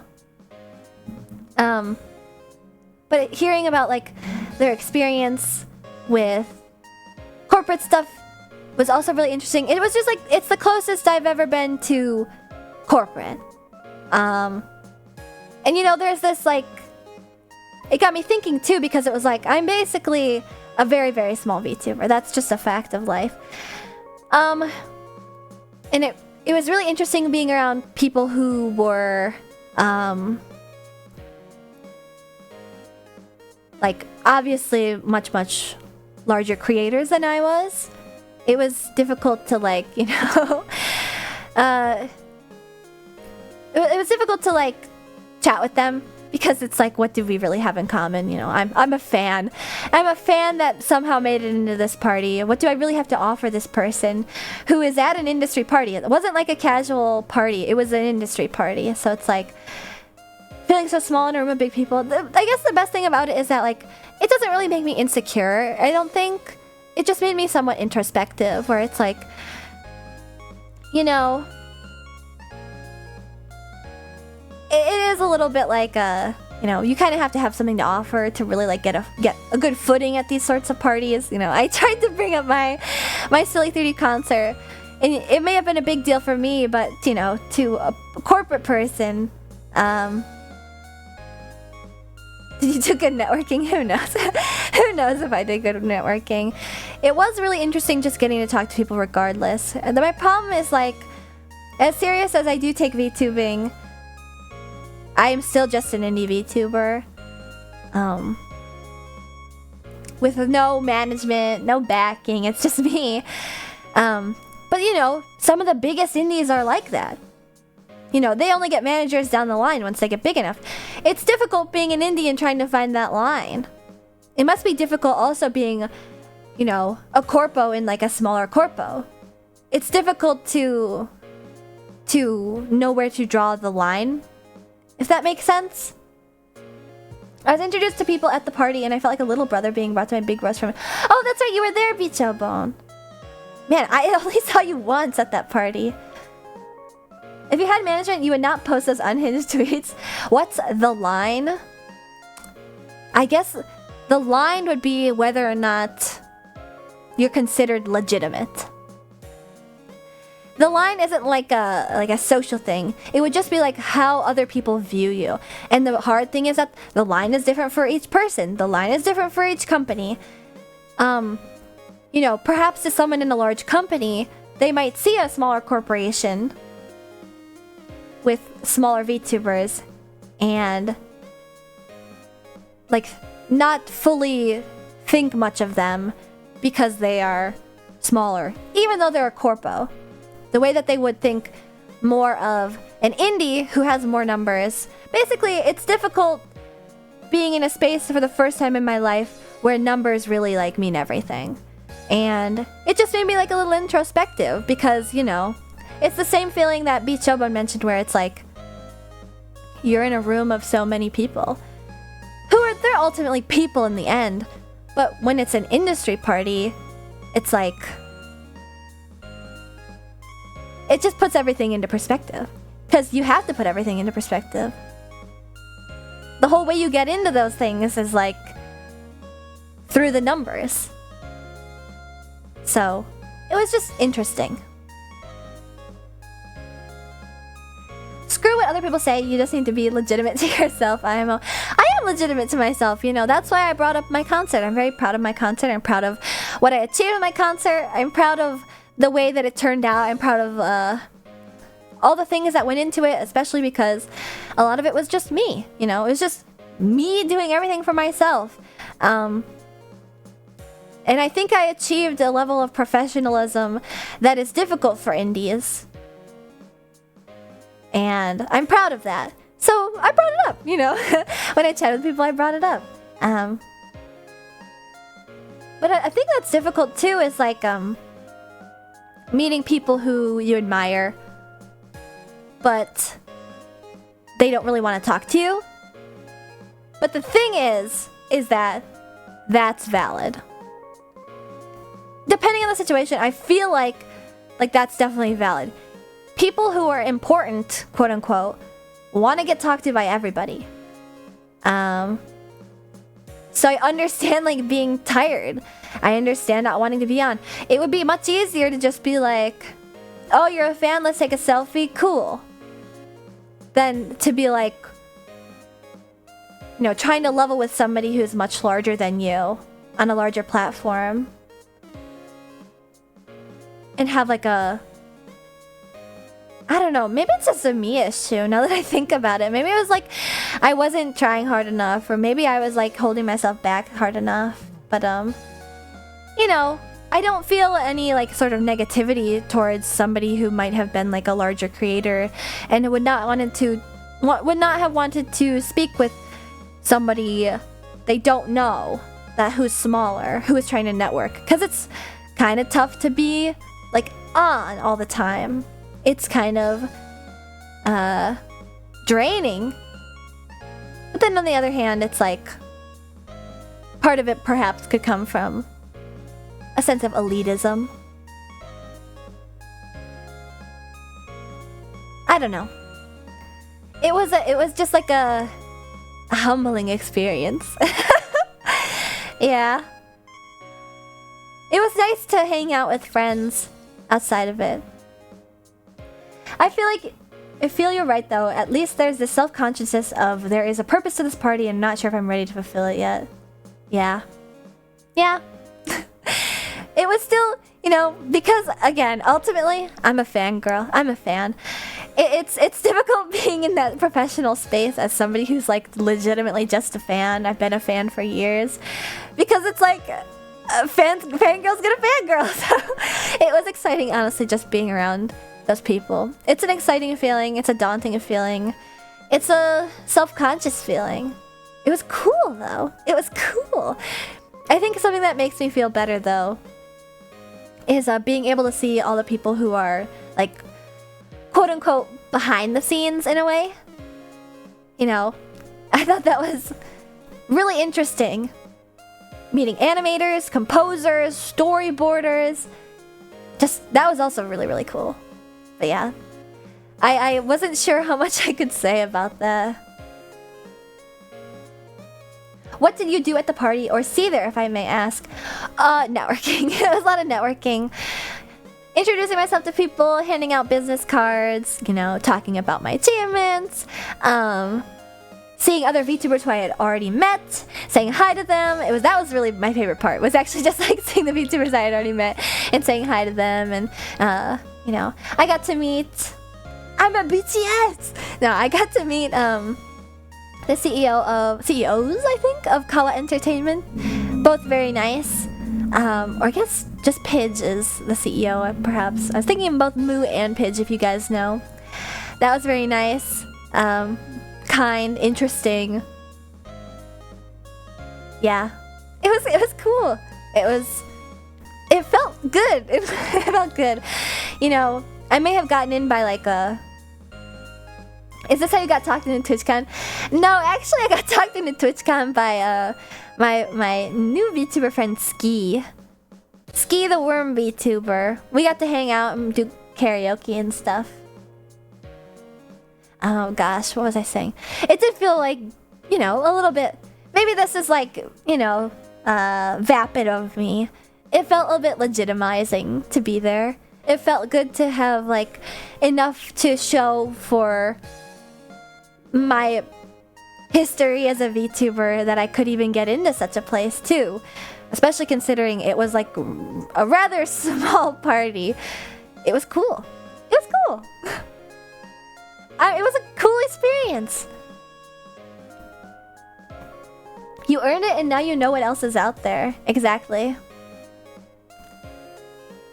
It was like a peek behind the curtain that I had never gotten in before.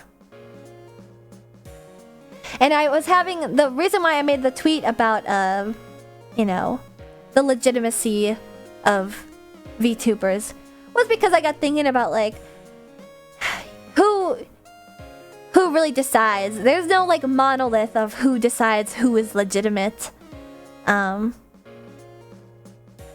Although, you know, when you're at a certain party for a certain company, there's gonna be a specific standard.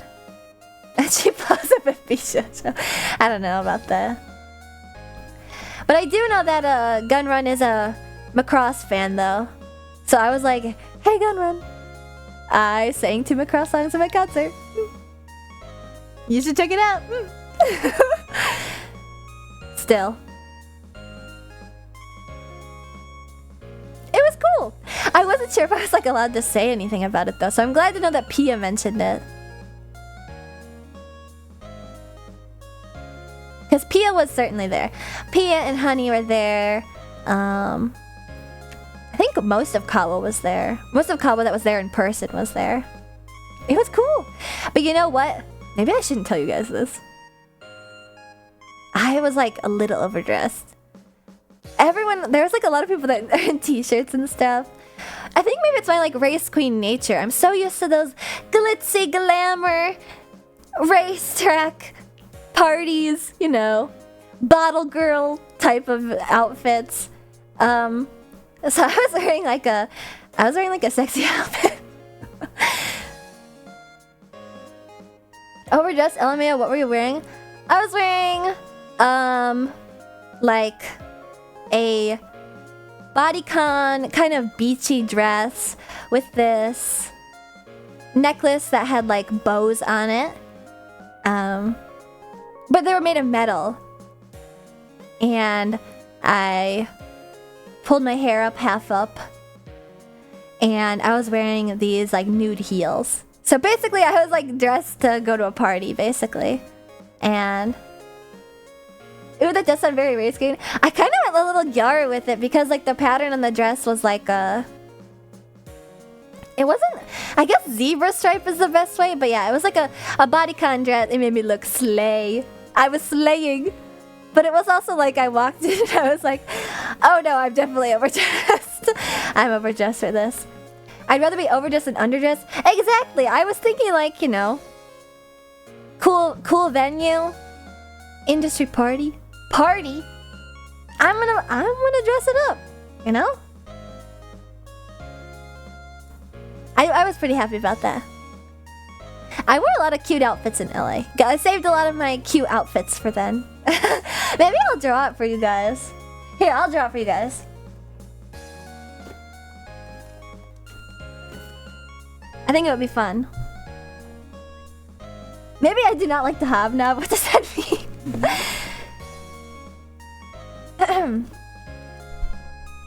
Here, let's pull it up. I'm gonna pull up paint.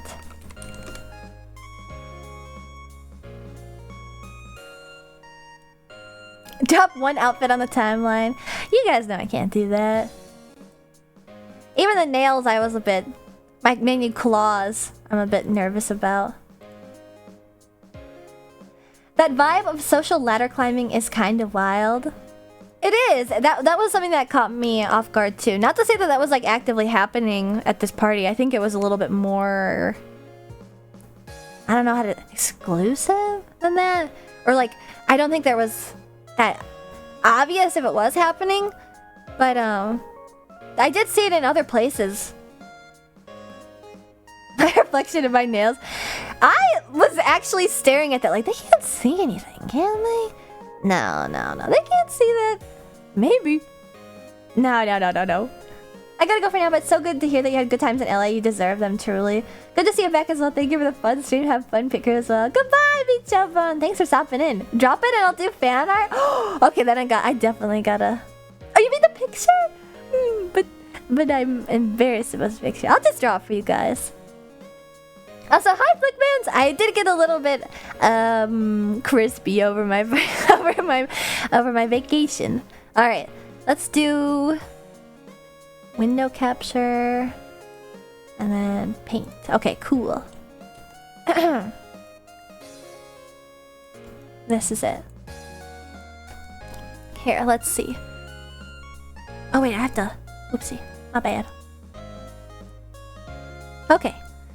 So,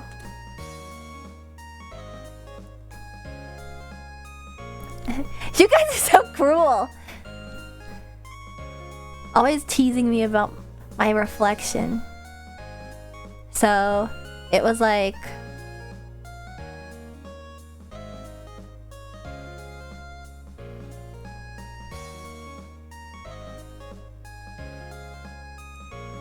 I had my hair, my bangs out? I like to get my bangs out. They frame the face. And then...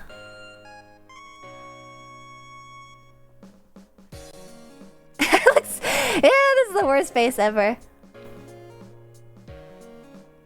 Alright. And then I had my hair up in like a little... thing like this. And then... I had a necklace like this.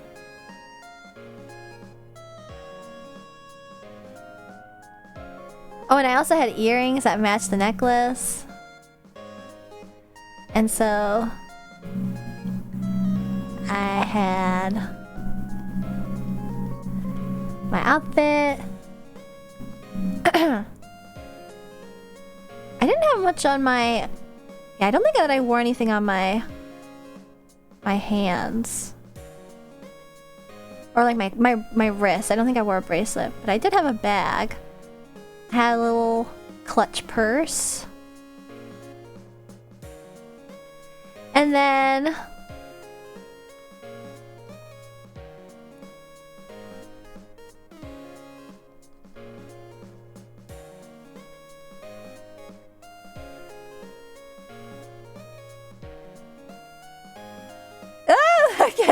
I look so bad when I fast draw. Ah! What is going on? My tail hand. Alright. And then...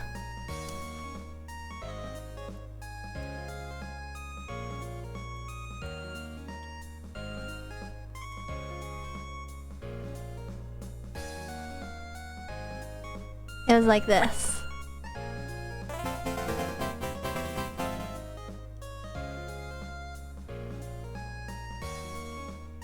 Twin Star Koki, thank you for volunteering the brick crew. Welcome.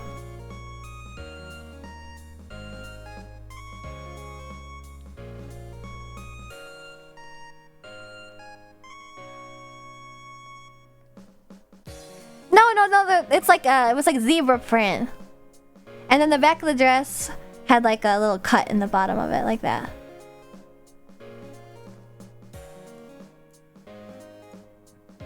Ashton Slayton. Here, let me draw the... And then I had like...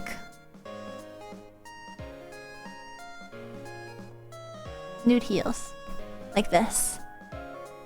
I can't believe it. Aston Martin is streaming. How is this even possible? I know, it must seem like I never stream considering I took a week off. Oh! Corpse! Holy crap, Corpse, thank you for the raid! Welcome, welcome, welcome.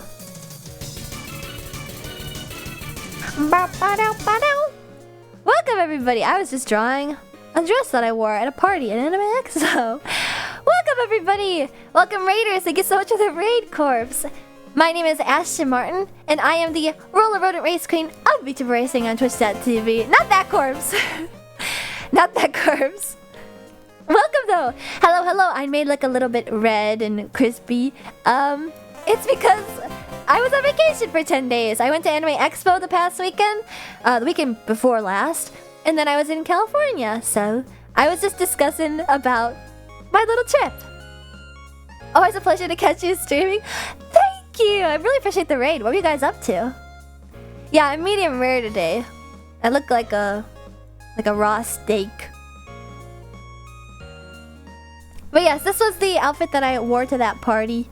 You can't really see it, but it was like nude shoes. I didn't finish my foot. Yep, like that.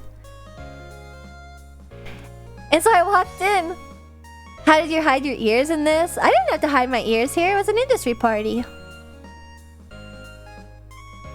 My tail looks so crispy. Why did I mess it up like this?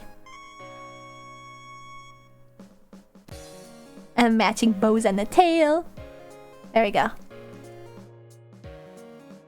Crispy like my face.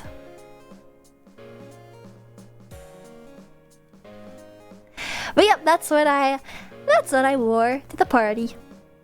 I wanted to show it because I was talking about I was a little bit overdressed for this party. Just a little too sexy. This corpse is also very kind. This corpse is very kind and beautiful and unique. Thank you again for the raid. Wait, Corpse, did you say? You didn't say what you were streaming. What were they up to? I really appreciate the raid yet again. But yes, welcome everybody. That's definitely a sexy outfit. Wearing animal prints of Gyaru of you. I know, I was accidentally I accidentally like Gyaru it up sometimes. Like I own a lot of cheetah print stuff. I kind of am into like Y2K aesthetics. I mean, I feel like that that should be obvious based on my retro uniform anyway. Chrono Arc kind of card-based JRPG. Whoa! Cool! That's awesome. Thank you again for the raid. If you need to head out, I totally understand. Thank you again. Chrono Arc. I only know Chrono Trigger or like Chrono Cross. Card-based though. I wonder what platform it was on originally. I only ever played the Chrono Trigger that was on the Nintendo DS. I checked it out from the library as a kid. But I didn't like retain any information about it. Gosh, what happened after that? I think that was Sunday night, I think? Oh yes, it was because everybody went from the Holo concert to that party. Still waiting for my advanced GG order that I got during the 4th. I'm very sorry about that. Well, okay, to be fair, you did order it on a holiday. And it's only been 1, 2, 3 business days since then. So it may take a little bit more processing time. I apologize. I don't have really any insight into their into that back stuff behind the scenes. Just an excited chill out. What flavors did you get? I appreciate that you guys are using my codes and stuff. I like that. I like advanced GG, so. Oh, it's the hydrated stuff. I wish I went to more parties, but I was way too wiped out. Oh my god, when I came in on Friday night, there was a party on Friday too. I think it was the one with Teddy Lloyd. I didn't go to it because I went to bed at like 10 p.m. I was so wiped.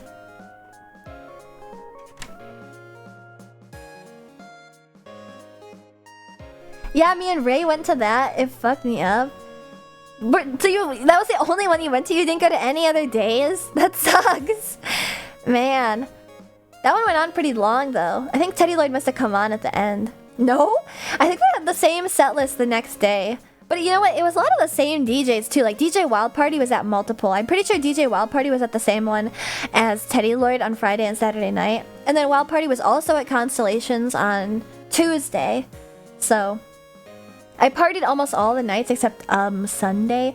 I did Saturday and Sunday, and then Monday and Tuesday I didn't do that much. Tuesday I ended up I was gonna go to like a rooftop bar and like watch the fireworks, but it was so smoggy that day. Also, this is something that I noticed just in general, because I had been to LA before, although it was pre-pandemic. No, I had gone last year for AX. I didn't notice this last year. It was fucking foggy out. It was super foggy. Oh wait, also, I'm sorry, my brain is scattered because I'm thinking of a bunch of things at once. Chris Gaming, VN658, and Moody Channel, thank you so much for following and joining the Pit Crew. Welcome. I think you guys came from Corpse's raid, so welcome. I appreciate the follow. Today is just a chatty stream. Usually I play video games, retro games.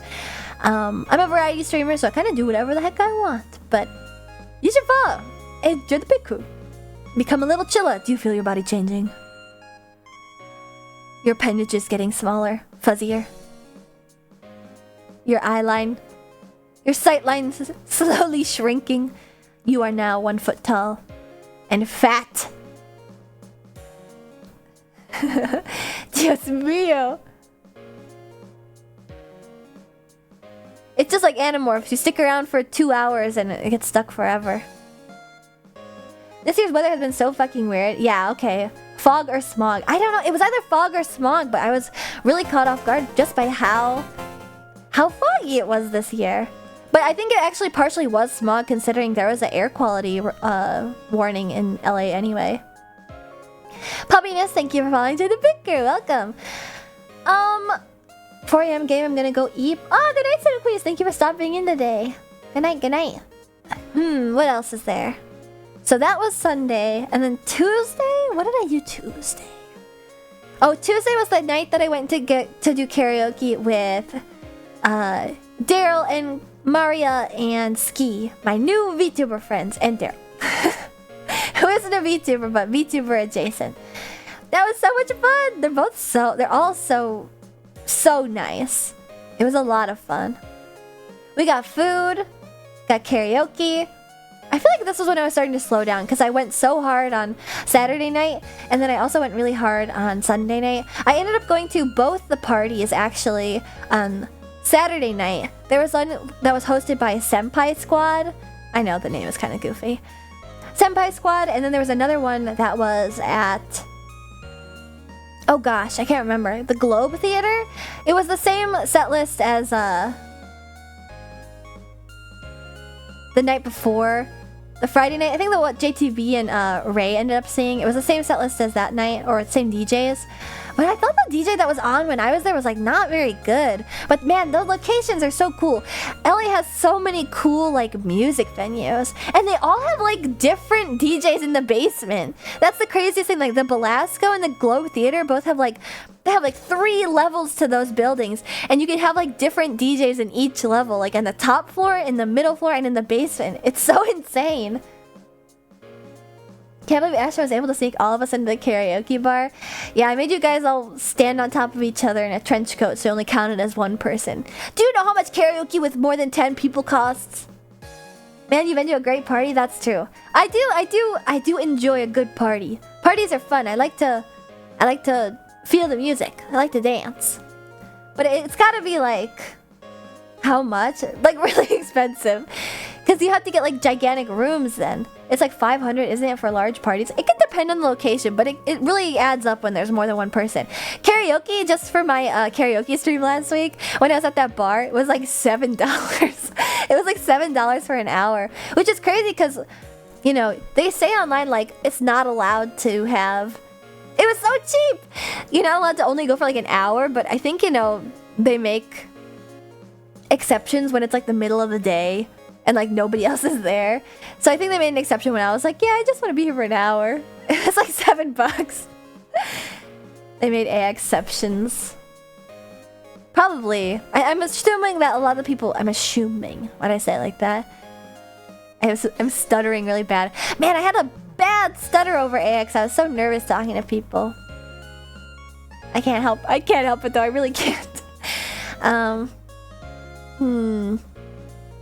Yeah, Yeah, Tuesday ended up being a bit more chill. It was fun. And then, no, not Tuesday. Monday was chill. And I got to do karaoke and meet friends. And then Monday was... I'm mixing it up. Tuesday was even more chill. I didn't do anything Tuesday. I stayed in Tuesday night. They probably knew you just did your Chinchilla Live. They were starstruck. They were like, Ashton Martin. The Ashton Martin. I'll give you a deep discount, $7 an hour. Something like that, probably. Man, the sales tax is high in LA. So high. That's what made I almost bought a Dolphy from the Volks booth at Anime Expo. In the exhibitors halls, there was Volks, and Volks is the company that makes Dolphy Dreams, which are vinyl anime dolls, and they're incredibly expensive, and they are incredibly beautiful, and I collect them. I love them so much. I'm a doll collector. And oh my god, the tax on them is so fucking expensive. That was one of the things. I was chatting with somebody at the booth, and I was like, it's so crazy that you have these dolls, blah blah blah. Like I'm really tempted to buy one. And she was like, yeah, but there's sales tax. And I was like, oh, I already didn't have any room in my suitcase to like take a doll back home. So I was like, I really can't do it, but I was tempted. And then when they were like, oh yeah, there's sales tax, I was like, oh, never mind, for real this time. Icy Hot Rolling, thank you for following. Enjoy the pick. You're welcome. It was really expensive. Can we get much higher? Hopefully not. Jesus, it was already too high. The gas is so expensive too. I was planning to go to AX, but a landslide blocked the tracks and no reopening date on the tracks yet. Where do you live? What the hell? The only time that I've ever heard a landslide is like in the Philippines or something. San Diego? Just be like, can you sell to me in a place with less sales tax? LA landslides are common? What? Bro lives in Termina. Literally, like, where do you live? Like a video game country? Fruits Basket World, where that landslide killed her mom? San Clemente section that cuts right through the hillside. Whoa. Dang, so really if there's a landslide, you guys will just die. That's fucked up. How often do you guys get landslides? Is there a landslide every earthquake? A very nice area right by the beach. We have alternate routes. Actually, that's something that scares me about being in LA in general. In all of California, actually. I always get nervous, like, that big one can come whenever. It's due. The big one has been due for a couple years now, too. Like 20. So, it doesn't matter if I'm only there. It doesn't matter how unlikely it is, I'm gonna worry about it. It's like the whole thing with me being afraid of flying. Like, I think, like, the likelihood of me getting into any plane accident is so exponentially low. But I bet you that's exactly what somebody on a plane crash was thinking when they died. I bet you everybody who was on a plane that has been in a plane crash in the past 10 years has been like, that's statistically impossible. This is so statistically unlikely. We're definitely gonna get saved, blah, blah, blah. I bet you that's exactly what they were thinking. And that's why I think the entire flight, like there's a little bit too much turbulence, and I'm like, fuck, it's over. It's over.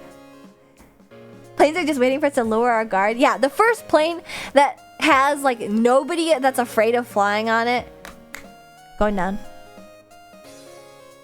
Ashton stays indoors, Martin. Contrary to my outdoorsy animal characteristics, I much prefer being inside. Ashton giving herself brainworms with these thoughts. Yeah, I mean, yes, I literally am. It terrifies me to my core. Oh yeah, it's due, lol. Just be as ready as you can. Be no reason to worry about it. The problem is that whenever I'm visiting California, I'm in a hotel. I'm in a hotel, sometimes on like the 40th floor, depending on what kind of hotel. These fancy hotels are tall as hell. I was on like some high floors in the JW. What am I supposed to do then? You know, those hotels can withstand normal earthquakes. That's what they're built to do. Not the big one. I'm just gonna be fucking dead. The hotels are new. They're built to take way bigger earthquakes. Not like anomalous earthquakes. They're meant to withstand like many earthquakes that are predictable to a certain degree. Not the big one. They're on rollers. Psh. Just you wait. When the big one happens, and there's an earthquake that's so terrible, disfigures this country, kills thousands, millions of people, the first thing I'm gonna say is, I told you so. And then I'll get canceled on Twitter for being tone deaf. Ash's jelly of her food? No, I'm not. That's dark. What am I supposed to do? Stop the earthquake?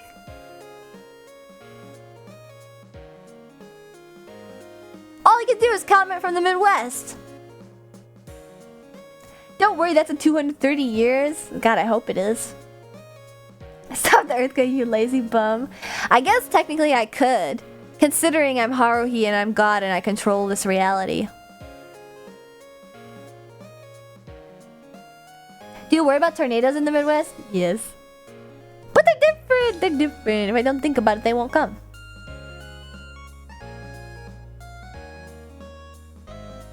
See, now, and also, tornadoes are predictable. You could look at the sky and be like, whoa, that doesn't look good. Whereas earthquakes, they just come. EP time for me. See you around. Picker plus Ashen. Goodbye, Returner 7. Thank you for stopping in today. I think I'm probably gonna wrap up soon. I know that this is like a shorter stream for me personally, but I've just been talking the entire time. But I guess I do want to get through the rest of my week. Gosh, what else was there? Oh, so the first half of my trip was, if a tornado gets you, it gets you. An act of God. Hard to dodge, hard to dodge. Well, like, Midwest homes are like equipped to deal with that. Unless you're like in a tornado alley in which, like, you know, they're just like, well, fuck, this is meant to... It's like how houses in Japan are built really shittily because it's like, we have too many earthquakes, you're just gonna have to like get a new house. Real gross, thank you for subscribing and saying a sponsor. It's like if you live in a tornado alley, like, yeah, the houses are gonna blow away because it's like they would have gotten fucked up anyway.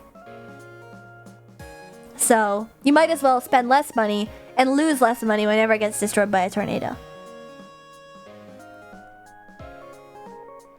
Yeah, earthquakes really squick me to think about. Every time I was in Japan, I was like, damn, I hope one doesn't happen while I'm on the train or something. It's so scary. With in Japan though, I feel like they're even more equipped. I feel like earthquakes happen even more often than in LA. Maybe that's me being like, oh, Japan, place Japan. But I feel like their infrastructure is just newer in general than some places in LA.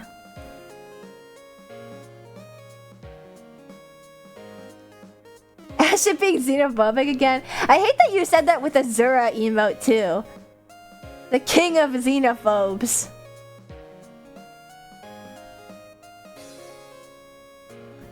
Japan has amazing infrastructure. They do it all at 100%, except for like certain homes, or maybe they build certain homes like that now. It's a Zura joke. You wouldn't get it. But I know that like actually this is what I'm thinking of. Almost all like things in Japan now are built to like current earthquake code to like keep up with current like strength of earthquakes. But there are a bunch of older homes in Japan that are like shitty and dilapidated and like could fall down at any moment, and you can rent them out for like 10 yen a month, like incredibly cheap. But it's like they're like condemned buildings basically, and like if you live in them you can't like sue if you get hurt when they collapse in an earthquake, but you can live in them. Japan does have buildings like that.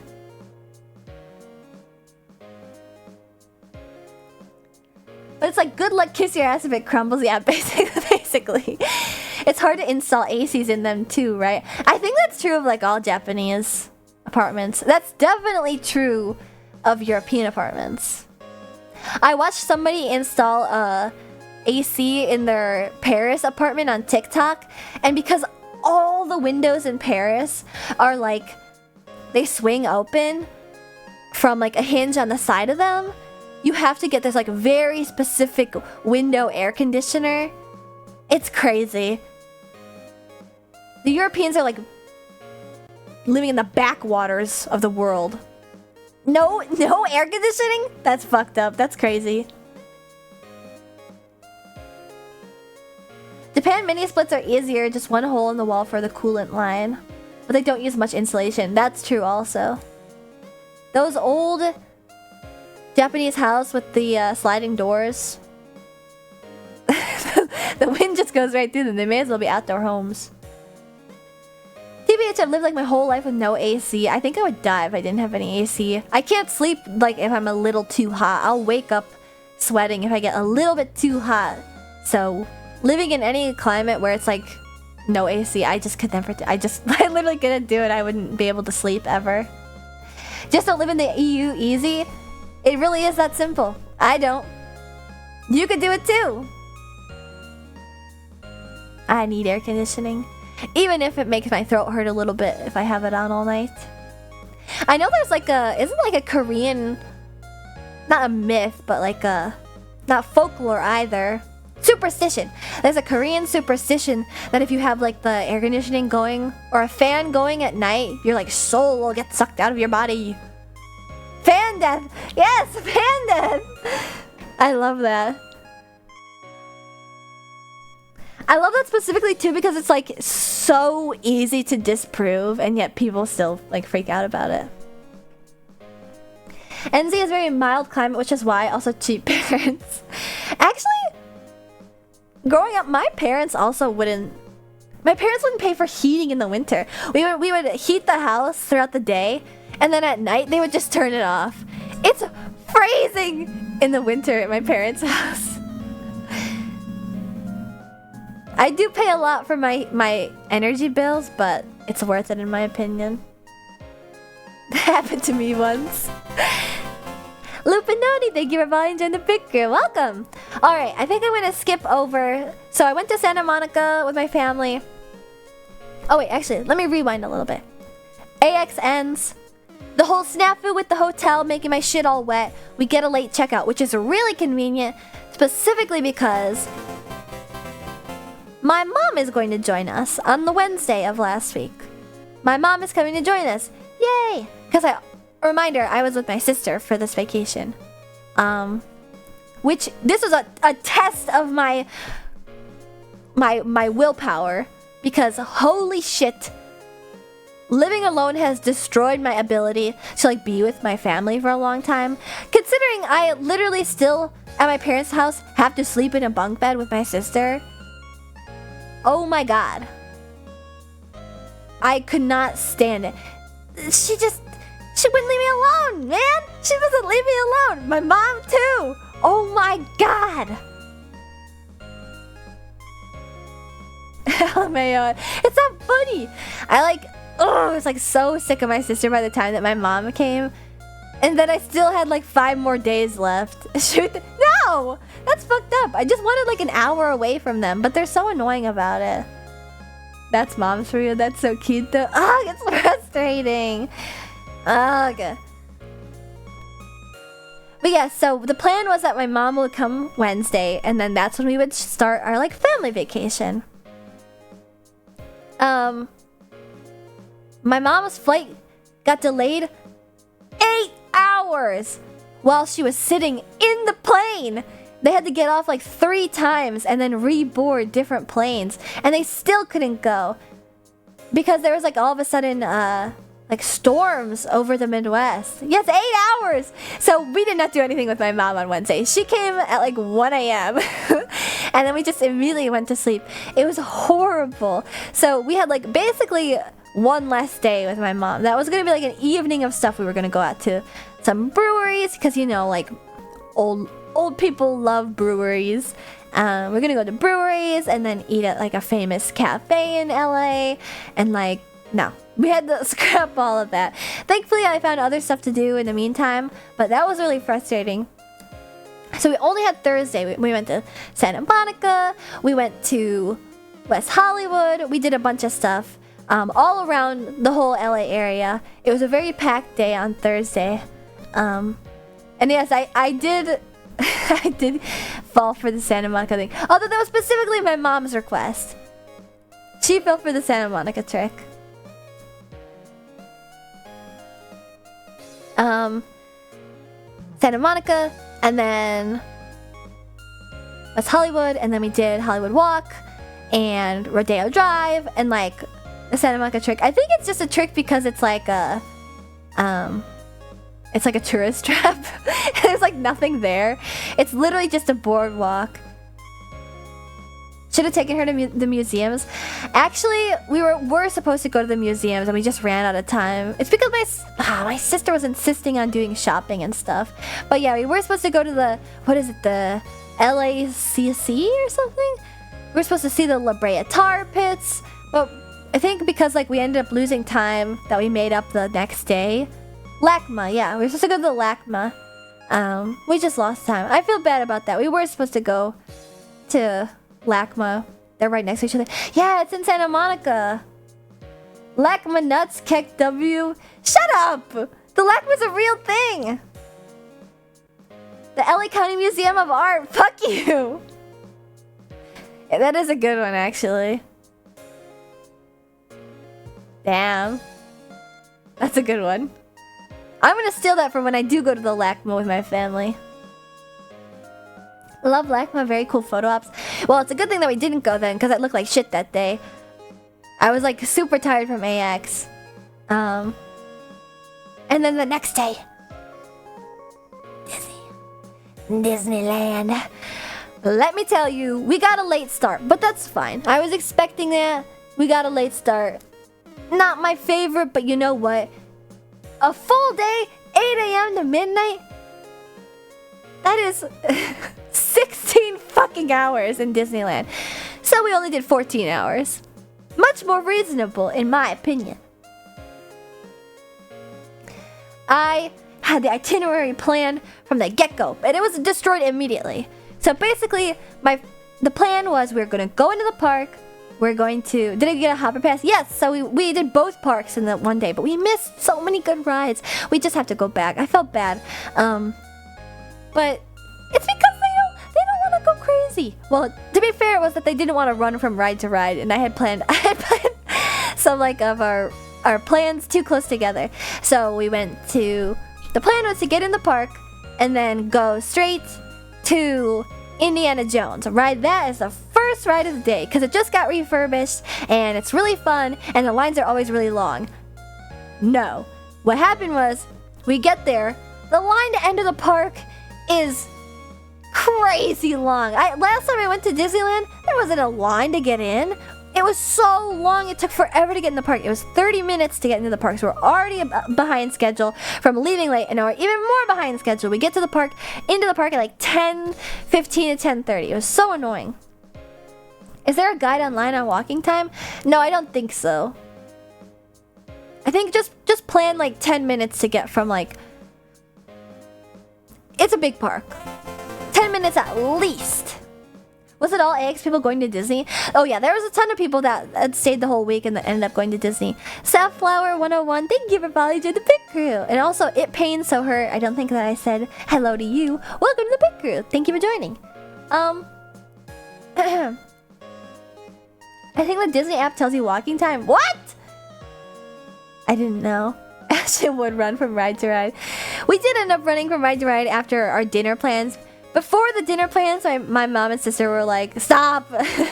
Stop fucking running, I don't want to run! But then once we got like revitalized from dinner, we started to like... we started to dash around. Gosh! Mickey's Runaway Railway is a really new ride to Disneyland in the new Toontown area. And it was like down all day. It was so difficult to get in, but we finally got in at the very end of the day. But first I'll go through the start of the day. The plan was get in the park and get Mickey beignets from New Orleans Square. Because does Mama Martin and Sister Martin also roller skate? They do, but specifically my sister roller blades and my mom roller skates, and they can't go the opposite way. So I can both blade and skate, but Mama Martin can roller skate only and not roller blade, and then my sister can only roller blade and not roller skate. And it is like a slightly different feeling. Yeah, we got to Toontown! I was so excited. It's not the same as the online Toontown. But yes, we did get to Toontown at the end of the day. And we were really excessive, so we went to Oga's Cantina twice. Because it's really fun. The plan was to get into the park, immediately go to get Mickey beignets, and then get on Indiana Jones. We get in the park, already like an hour late. Indiana Jones has an hour-long wait. My mom and sister do not want to wait in that. We didn't wait in an hour-long line anywhere. So they were like, fuck no, we're not doing that. And then the first lightning lane, the first fucking lightning lane for Indiana Jones was for 6 p.m. So I took it. I'll take what I can get. But at this point, we weren't aware that it was going to break down all day. Because, you know, the lightning lanes will fill up. If people really want a lightning lane for a ride, like, they'll get on it right away in the morning. So the only time that I had a lightning lane was for 6 p.m. So I took it. And then I set an alarm for the next 2 hours when I could get another lightning lane. And so instead we got our Mickey beignets, we got coffees, and then we went to Haunted Mansion. And it was so awesome. What a good way to start off the day. Haunted Mansion, a classic Disney ride, and the original Haunted Mansion as well. So it had the elevator room.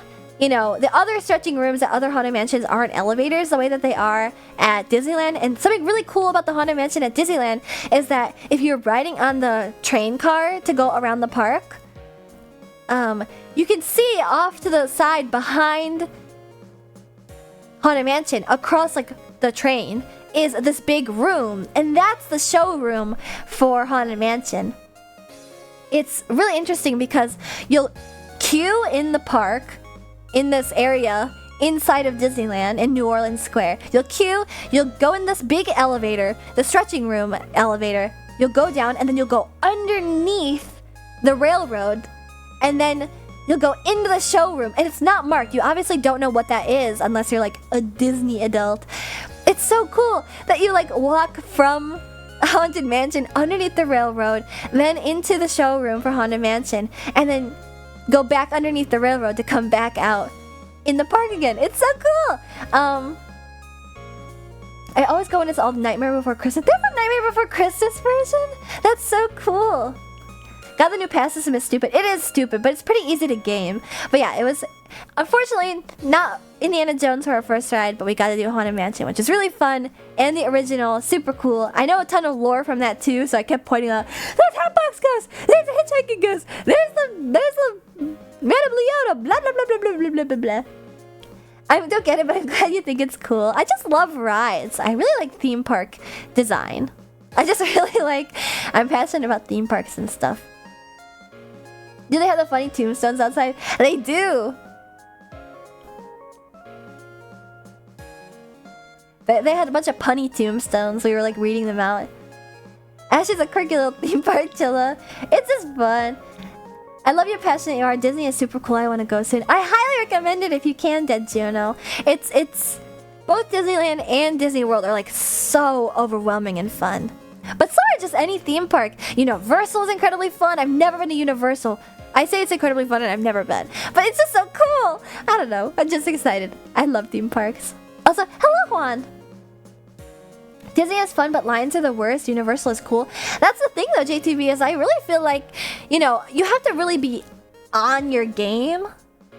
But I didn't think the lines are that bad at Disney at all. The longest line I stood in was in Disney California Adventure for the Guardians of the Galaxy Mission Breakout Tower of Terror re-themed ride. And that was about 45 minutes. And the wait time on the app said it was 70 minutes. So Universal is alright. Haven't been there in at least a decade, though. I think something that legitimized Universal more recently was their Jurassic World stuff, specifically the Velocicoaster. So if you haven't been to the Harry Potter stuff and you haven't seen Velocicoaster, that's like what put Universal like back into the competition for theme parks. in both places, and especially in Florida, because they're making a whole new park at Universal. A whole new park. Kind of want to see the Harry Potter stuff, though. I do too. I feel bad because I don't want to, like... Roundhead25, thank you for following in the picture. Welcome.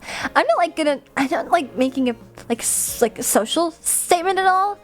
Like, I'm not really a big fan of Harry Potter, but I really like... the ride for Hagrid is really cool. I don't know. I like theming also, so I'd love to see it. And Mario Land also, but I don't think there's a lot of good rides at Mario Land. I still would really like to go to. Do you want to take my present? Not really. This is like some porno scenario. The Hagrid ride is cool. Just don't buy Harry Potter merch and you don't gotta worry about it. Yeah, I'm not like really like into Harry Potter. Like I don't think I'd make a wand or anything the way that I want to make a like lightsaber. But yeah, I do really want to go on like Hagrid. And it isn't like an extra fee to get in those areas of the park, right? Like when you buy a ticket to Universal, it's to all the parts of Universal, right? Like Mario World and the Harry Potter section and the Jurassic World section, right? Like that's just all in Universal, all included, right? I think I hate about Universal Minions. Do they really make an appearance in Universal that much? I'm sure they make appearance at Universal Studios Japan. Holy shit. They're probably all over Universal Studios Japan. There's a Minion ride and parade. What's wrong with Minions? They're just a little annoying. I don't like fart joke characters and they're kind of like too grotesque. Shrek ride at Universal is good. The 4D one? Is there like an actual legitimate ride? Because I only knew about the show, like the 4D show. I like Minions. It's just the boomer memes that ruin it. I kind of like Minions in this Asian culture vacuum. Like I like the way that like Korea and China and Japan interpret the Minions as like really kawaii.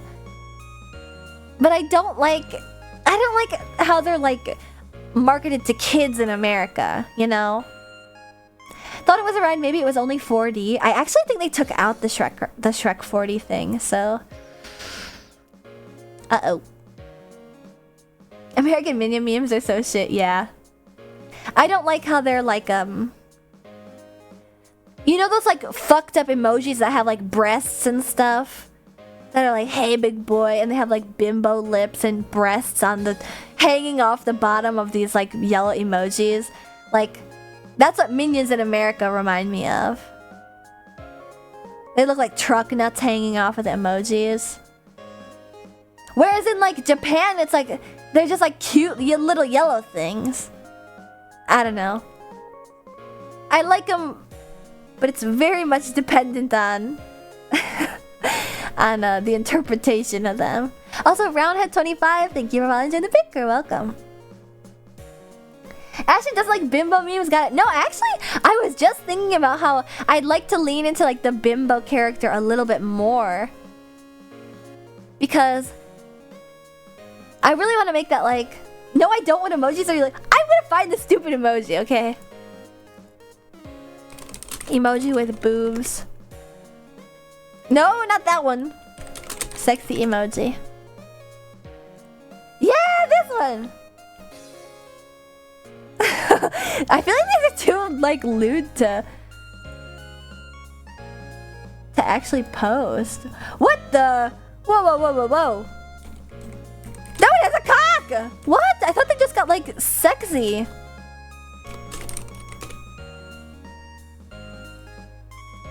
Oh my goodness! That one has a pussy! Oh my god! I'm posting it in the Discord. What? What? It's gonna be general. It's specifically from an app called Dirty Emojis too. They all have this like same... What? Ooh!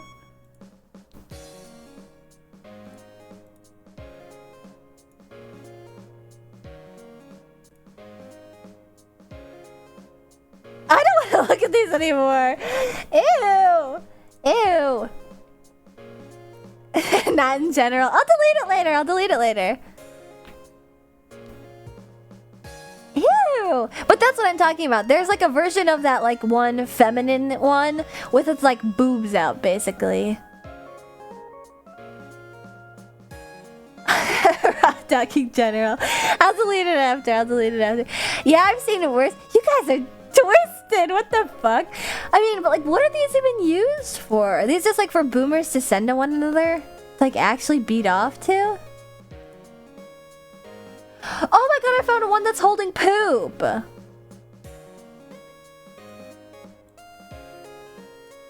Ugh.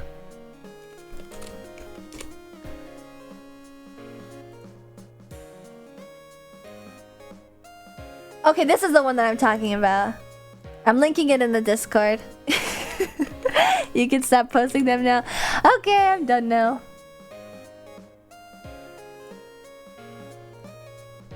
I have a boomer coworker who would send shit like this because he thought it was hilarious. The boobs are so big. The boobs are as big as the emoji itself. Oh no.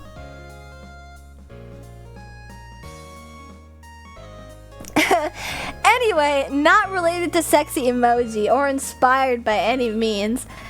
I was just thinking it'd be funny to like lean into the bimbo character. I just think it's like silly. Like I found this song recently. I'll post it in the link. Not the link, I'll just post it right here. This song I found, I just think it's so... I think the bimbo character is kind of silly. You're already a silly little chill. I guess that's true. I wouldn't have to try any harder.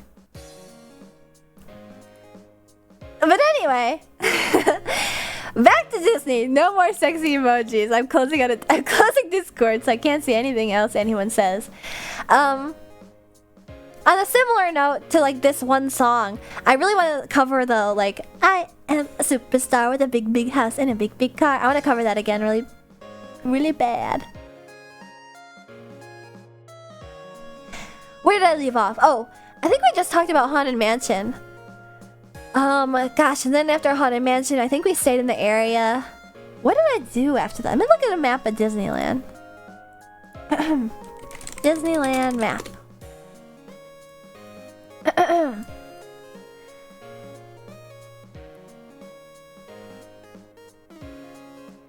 Yes, I like this song. I see the vision. See, you get it. You know, let's say it's like really overtly stupid and bimbo-y. I like it. I think it's like a funny aesthetic.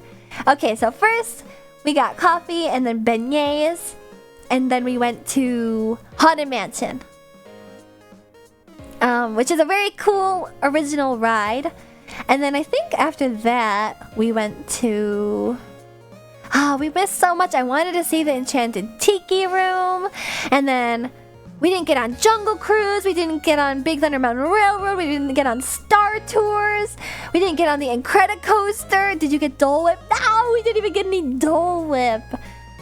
We missed so much, but we got a lot done.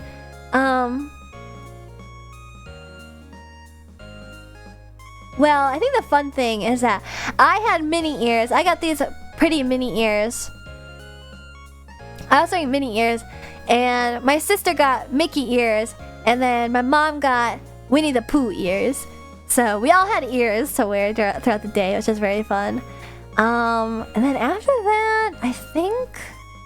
I know, no Jungle Cruise. Did you take a picture of the fellow rat/rodent? No, we were like so strapped for time I didn't get to see anybody. Well, I got to see the characters that were walking around. I got to see Chewbacca. I got to see the female pirate from Pirates of the Caribbean, which is really cool. That's like a rare one. And I saw Cruella de Vil. That's like super rare to see walking around. I saw like the most random characters walking around. Did you make a family t-shirt for Disney? I didn't even realize that was a thing that people did until I got there. And there was like families of 14 people with the same shirt. I was like, what the fuck? I mean, I think I knew subconsciously that was something that you did. 2 pairs of ears? Ashley got an earful. Did you go on the Rescue Rangers coaster? Wait, I don't know which that is. I probably didn't then. My favorite character, female pirate number 31. Well, she's like, you know, the female pirate. She wears like this pink and red outfit. It's in Toontown. Oh no, I didn't then. We only got a Mickey and Minnie's Runaway Railway at the very end of the day. But the very last ride we rode, the very, very, very last ride of the day, was It's a Small World. We finally got on the original It's a Small World. I'm post a video. I think I know which one you're talking about because it's like Gadget's something roller coaster. But yes, we got to go on Matterhorn bobsleds, which is really fun. Matterhorn bobsleds is scary, dude. I didn't realize it was so scary. That fucking, there's a Yeti in it that jumps out at you so much and it moves so much. It comes out of nowhere too. Matterhorn is super fun. Matterhorn's a classic original ride, I'm pretty sure. And then there was, where else did we go? I think what happened is we went to New Orleans Square for breakfast and then we had beignets, and then we went on Haunted Mansion, and then Pirates of the Caribbean we went on right afterwards. How bad are the queue lines? I think I was pretty good at like jumping around the park, and also you have to be willing to like run around the park. So I ended up like not waiting in that many lines at all. Like Haunted Mansion's line was I think like 10 minutes. Pirates of the Caribbean was 10 minutes. Like not long at all, especially if you're going with like family and stuff, people that you can like talk to. And then after that we went to Star Wars Land, which is super fun because both my mom and my sister are Star Wars fans, and they've actually seen all the Star Wars movies. I haven't. I've never seen the Star Wars. I've only seen 6 through 9, or no, 7, 8, and 9. Sorry. Yes, we did we did Rise of the Resistance. We didn't do Smuggler's Run. It's really difficult to do both the parks in one day, but Smuggler's Run isn't very fun in my opinion. So Rise of the Resistance is like the big one to go to. I know, I've only ever seen the worst ones. I haven't been to Disney since they added Star Wars Land. Oh, it's so much fun. It's worth it. It's so cool. It's a pretty interesting vibe there too because like it's a land where there aren't any like meet and greets. The characters will just like come out and walk around and be like, oh, don't tell Kylo Ren I'm here, or something like that. You know, Rey will come around or Chewbacca will come around. And the 2-scale Millennium Falcon is like so grand and cool. It's insane. If you have like a family member that is into Star Wars and hasn't been, like to see the look on their face when they go and they like see the Millennium Falcon is like, wow. Yeah, we did both in one day. It was pretty difficult. The one where you make the lightsaber, do you have to pay for those, or like can you go back in without paying and gift the lightsaber? Oh no, you have to pay $500 for those. It's your lightsaber that you're making, and you take it home. Nino!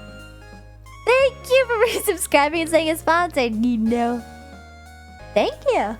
I know, I got a little bit of a tan and also a little crispy. Oh yeah, look, I have tan lines too. Look at my armpit. My tan lines.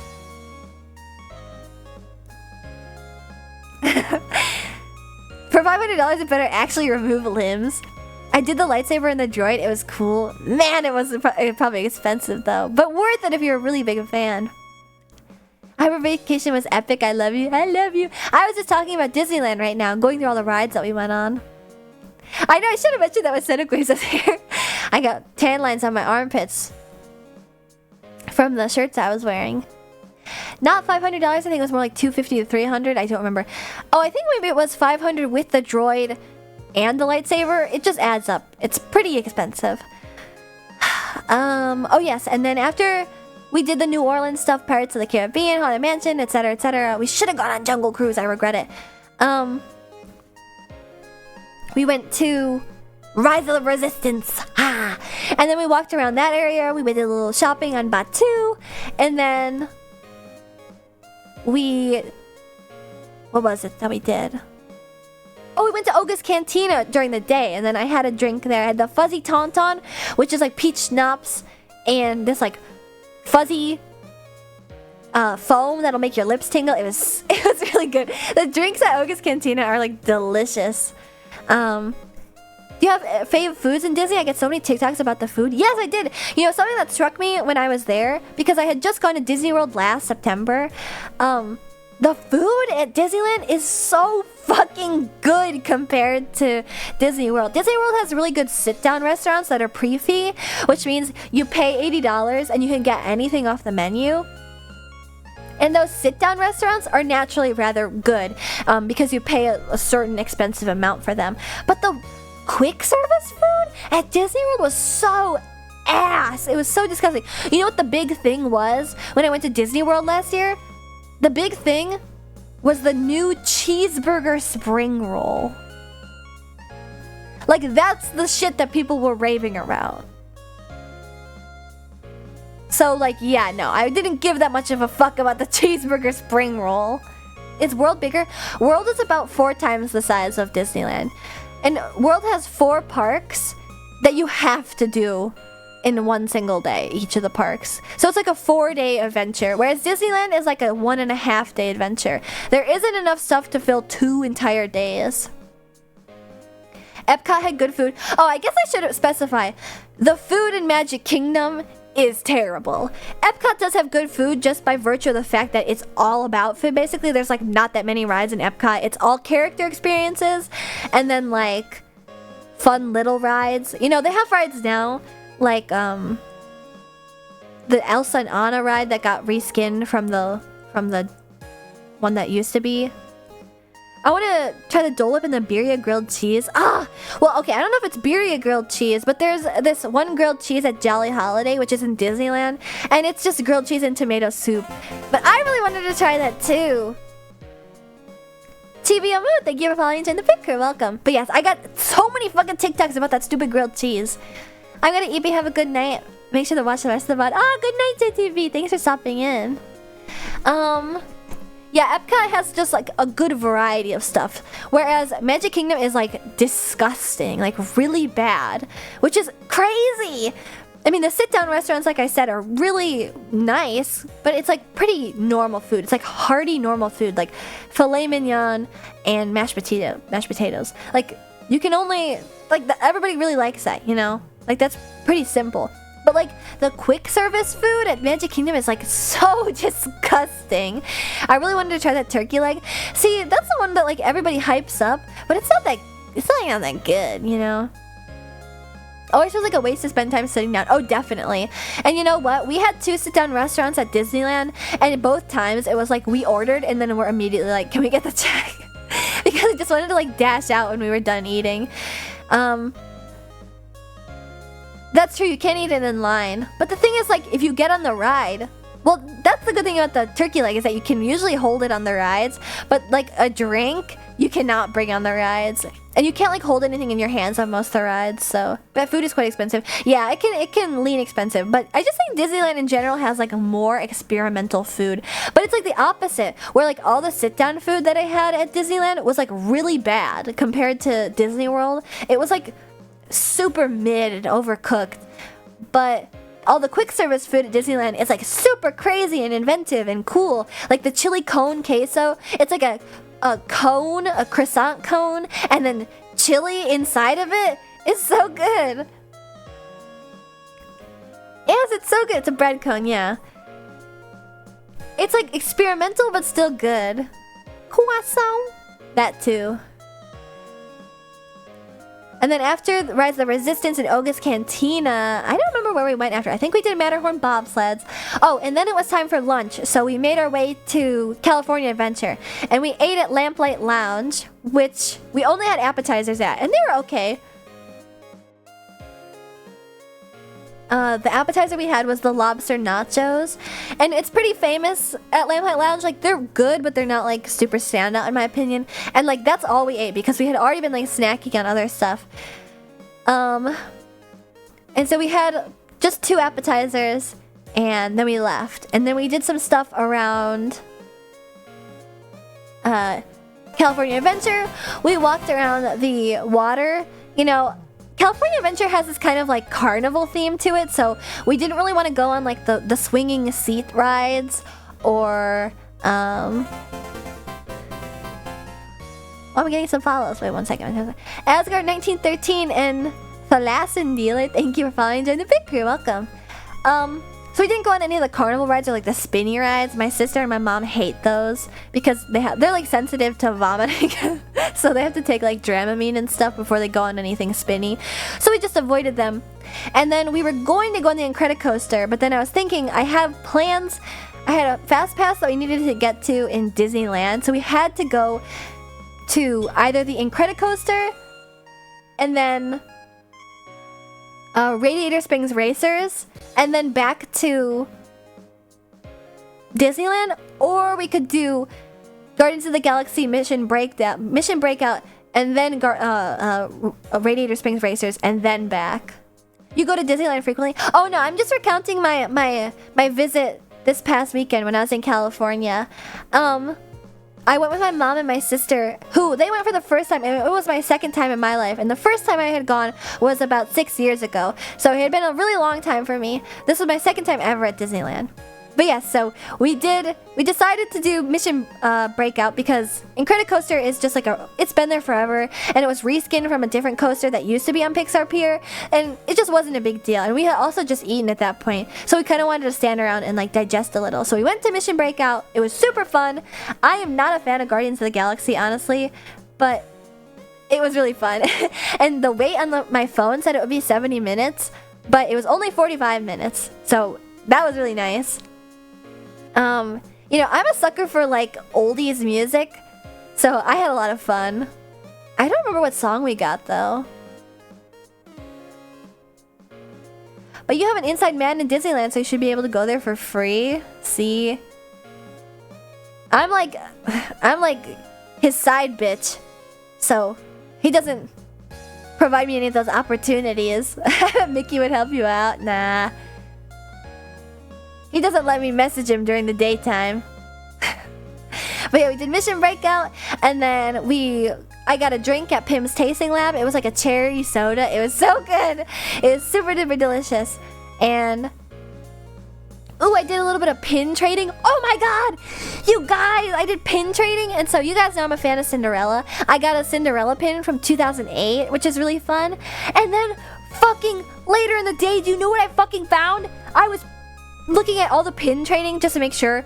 I had bought like a 5 blind set, and so I got like 3 from the blind set that I was willing to trade away. It was like a sleeping Baloo and a sleeping owl from Winnie the Pooh, and I was like, I could get rid of these, I don't care that much.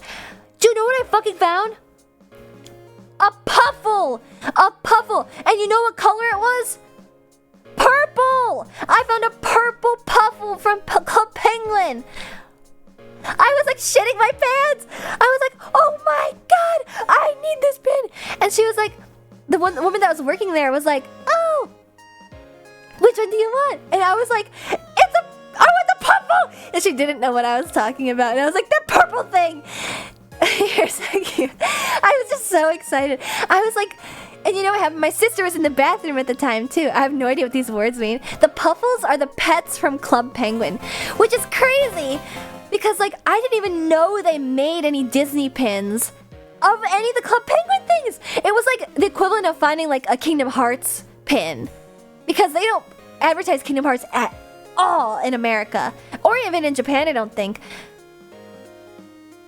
I was just screaming at the woman, the Puffle. She was like, I'm sorry, I don't know which one that is. And so I had to point to her and be like, the purple thing. I was so excited. But she was definitely happy that I was excited. And my sister was in the bathroom at the time. And she comes out of the bathroom and I was like, look what I just pin traded. And she was like, what? And I showed it to her and she was like, oh my god, it's a Puffle. She was just as excited as me. Here, I'll show you guys. I'll pull it up. I was like so happy. And my mom was like, nice. That's nice. Puffle. Oh, Puffle. Here, I wonder if we can do it like this. Here, I'll do browser. And then that. Look at him! Look at him! It was a purple Puffle!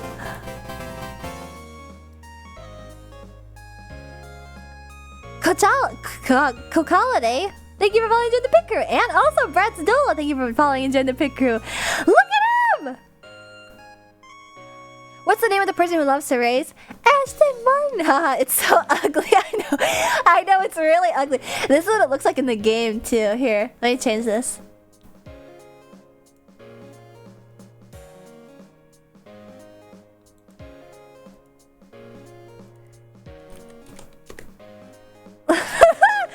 Look at him! Look at him! This is what they look like in the game. But I found a Puffle! I was so excited! It's wild they even have penguin stuff. Okay, so what the pin trading is specifically is that at every kiosk, basically, especially the ones that sell pins, they'll have like a Mickey pin board that just has like random pins on it. I'm sure it's just like shit that was in a...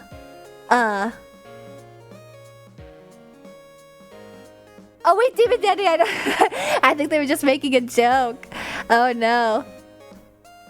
They were like... Oh no. Oops. Anyway. What was I saying? I'm sorry, Phil S. Dealer. I understood your joke. What was I saying? Oh, okay. So there's just like a big thing of pins, I'm sure, behind the scenes.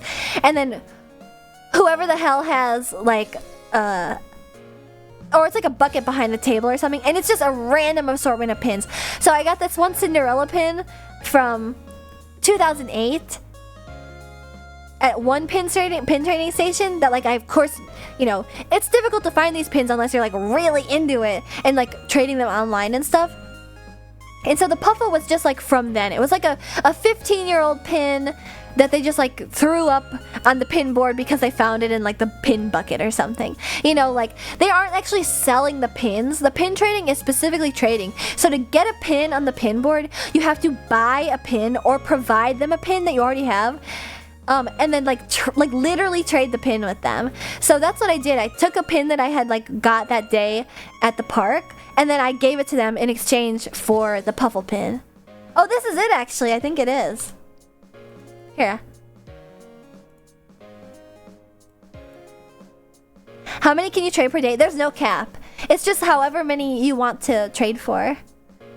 I think they might like kind of get pissed if you trade with the same person over and over, but there's pin trading at like every register. So if you just like see a pin you want, yeah, no cap, for real, for real. Here, this is a pin.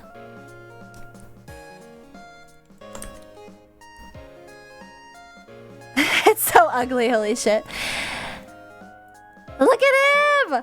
When I saw him, I was like, oh my god, Puffle! Actually, you know what I did? I called it a Chuzzle at first. The pins are on the staff members. No, they're just near the staff members. They're on this like Mickey-shaped pin board. And there's about like 12 or so. And they're like usually all different. And all the stuff on the pin boards is stuff that isn't for sale currently in the park. So like you won't find any pins that you can actually buy. It does look like a Chuzzle, doesn't it? You guys know Chuzzles? They basically are the same exact thing. They are bored some cast members and may trade with you. That's true. I guess they could like hassle you and give you a hard time. No, not the Neopet like these Chuzzles. These fuzzy little creatures. My mom fucking loved this game. It's like a Candy Crush, proto Candy Crush, but with little creatures. But yeah, but that was at the end of the day. So we did Mission Breakout, and then we did Radiator Springs Racers, and that's all we did in Disney California Adventure. We did lunch, and then we walked around. We liked the ambiance, but as for like the carnival stuff, wasn't super interested. Chuzzle does not sound like a slur. What? Chuzzle was definitely a game for moms. I think it was also a PopCap game, like Bejeweled. But there are pin traders areas in every part of the park. Yeah. Usually by the pin kiosks, but definitely by every single cashier. Did you watch the fireworks? I did! And you know what? This is the worst part. Because like, I'm not like... Okay, I like Disney stuff. I certainly do. I like the like passion behind like older Disney stuff, and the idea of like making a dream come true through like perseverance and hard work or whatever. But I wouldn't say that I'm like a full Disney adult. I really like the trivia and the parks and stuff and Cinderella. Okay, I think I'm a Disney adult. I would like started to cry watching the fireworks. They make it so compelling. They make it so compelling. They make it about like chasing your dreams and stuff. And it's like, I shed a tear. It's just like, I don't know. I can't help it. But yeah, after that we walked around all of Disney California Adventure and then we left to go back to Disneyland. And so it's a Weeaboo code and she didn't stand a chance. You totally are. I can't resist. No wonder Ashley loves it. She's the embodiment of reaching your dreams. Say hard work. Stop! I'm gonna cry. I'm literally gonna cry, Ham. Please stop.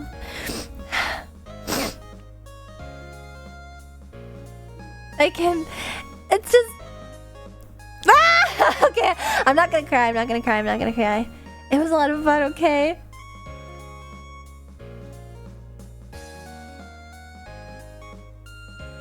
I'm not gonna cry. It's just like, I don't know, chasing your dreams and stuff. And like, I'm like a millennial in the way that I'm like nostalgic for my childhood and nostalgic for a simpler time.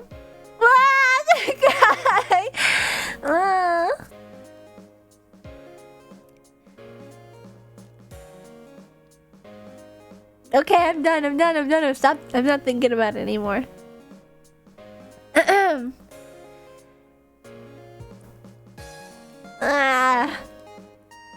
Remember how it felt during Glory? Stop!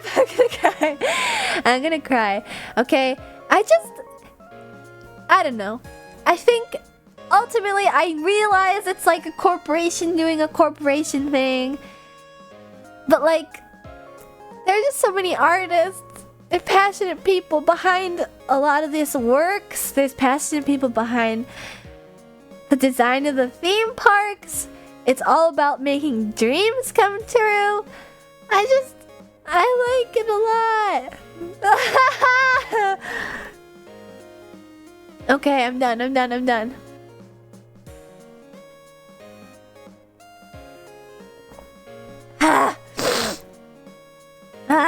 Okay, what else do we do? Oh, we ran back to... Oh, I forgot to... I'm a fake VTuber. I forgot to put my tears on. It was a very eventful break. Gojo Yoshiko, thank you for following. Join the picture. Welcome. What did the skeleton say to his friend? I missed you, skeleton. Rules on 9/11 jokes? Don't make them too cruel. Okay. Gojo Yoshiko, that's a cute one. I appreciate that. Thank you. No more tears. There are no rules on 9/11 jokes. I feel like that's kind of a touch and go thing anyway. Oh, thank you for the hydrate. Alright. I did not do your squeak, Mr. Pop Fresh. I will do that right now. Okay. Yeah, rule is banned for asking. Ask for forgiveness, not permission. Alright. My squeaker's back. I rested it for the whole weekend. It sure would suck if I got COVID. And my squeaker went away. Hello, Null Ghostmaster. Alright, so after we came back from Disney California Adventure, we were running to go to Blue Bayou, which if you guys don't know, is... Excuse me. If you guys don't know, it is the restaurant that's inside of Pirates of the Caribbean. It's super cool. It's super fun. Earlier in the day when we rode Pirates of the Caribbean, right as we got into the park, I was like, we're gonna be eating there. Yes, I got to eat there. Unfortunately, the food, like I said, at the sit-down restaurants was like super mid. I got the Creole chicken, and I shared it with my mom, and it was like super dry. It was super dry and kind of nasty. But it was like a whole pain in the ass to get there too. Originally, we were supposed to go on Big Thunder Mountain Railroad and then go to Blue Bayou, but I planned them too close together, so we never got on Big Thunder Mountain Railroad. And then they like lost our reservation at Blue Bayou, so we sat there for an hour before we got seated, which is really fucking annoying. So that was a whole hour of the park that we just lost, which is really annoying because we didn't get on the Big Thunder Mountain Railroad. Oh, here's a fun fact. I don't know if I've ever mentioned this before. My Opachilla, my Opa, was actually, I don't know, was he electrical? I think he was an electrical engineer or a mechanical engineer on elevators and also theme park rides. So he worked on, he would like service some theme park rides. And I remember he told me once when I was little that he got to do some work at Who Shot Tupac? I don't know who Tupac is. What? I don't know. Please just call me Null. Okay. I don't know anything about Tupac or Biggie or whatever the heck. All I know is Disneyland. No one knows who shot Tupac? Demon Danny got the trigger finger. Heavy on the trigger finger. Just like the guy who shot Tupac.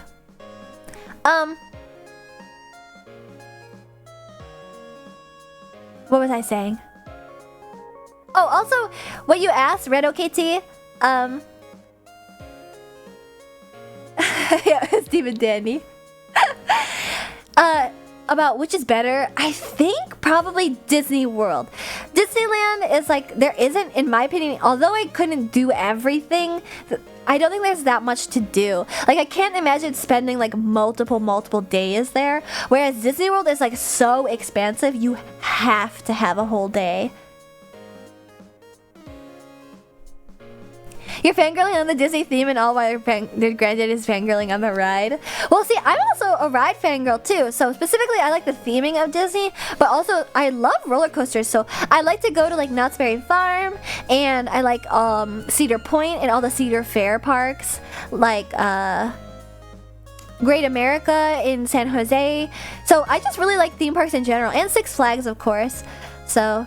Did you get the new Barbie Corvette car in Ken Van and Forza Horizon 5? No, I didn't, but I'm playing Forza this week, actually. It's on my schedule for Thursday, so make sure you come by. I'm gonna get all the Barbie cars then. You ever go to Worlds of Fun or Silver Dollar City? Yes! I did go to Worlds of Fun when I was a kid. I went there with my family, and I have a plush toy. I have a plush frog that I bought there, and he's a long red frog, and I named him Reddy. R-E-D-D-I, Reddy. And he hangs off of my bunk bed at my parents' house still. Ashton and the Barbie Aston Martin. Hello, Toro Rosa. Is it really an Aston Martin that Barbie drives? I actually didn't know. Yes, I really liked Reddy. He was a longtime favorite plush toy of mine. Oh, it's a Corvette. Okay. Let's ram into Ash when we convoy this Thursday. I probably will hold another convoy. It just feels wrong to do a Forza stream without a convoy, so feel free to ram. But not ramming in. Just ram. And there's a Hummer. Oh yeah, the Ken Hummer, yes. I will definitely get those on Thursday. Gosh, where was I? Oh, we didn't get on Big Thunder Mountain Railroad, but we did go to Blue Bayou and wasted a ton of time. But man, the ambiance, being able to eat inside of a ride is so cool. It was so much fun. And then, what else did we do? Oh, after that, I think we went to Critter Country, which has Winnie the Pooh. Then we went on Winnie the Pooh, which is a ride that we went on as kids in Disney World. Are you into classic cars or modern? I would say I'm probably more into modern cars, Toro Rosso. I love the Winnie the Pooh ride.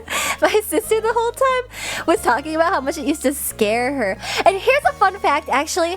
So when we went on Mr. Toad's Wild Ride at the end of the night, which is the one where he drunk drives and then goes to hell, my sister was like really excited to go on it because it's such a silly themed ride.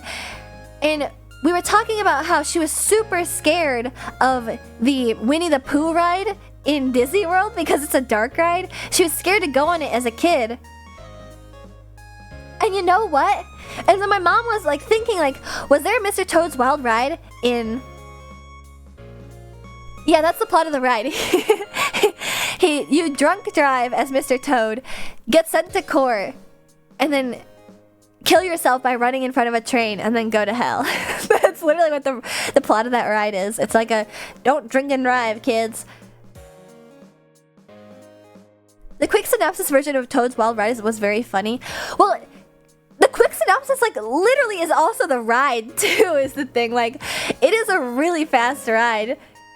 And you kind of have to like really be like watching everything to actually pick up the plot. But yeah, it's very silly. It turns out my sister was talking about how she used to be scared of the Winnie the Pooh ride in Disney World, and then my mom was saying that she remembered because she used to go to Disney World with my oppa when he would fix the rides when she was younger.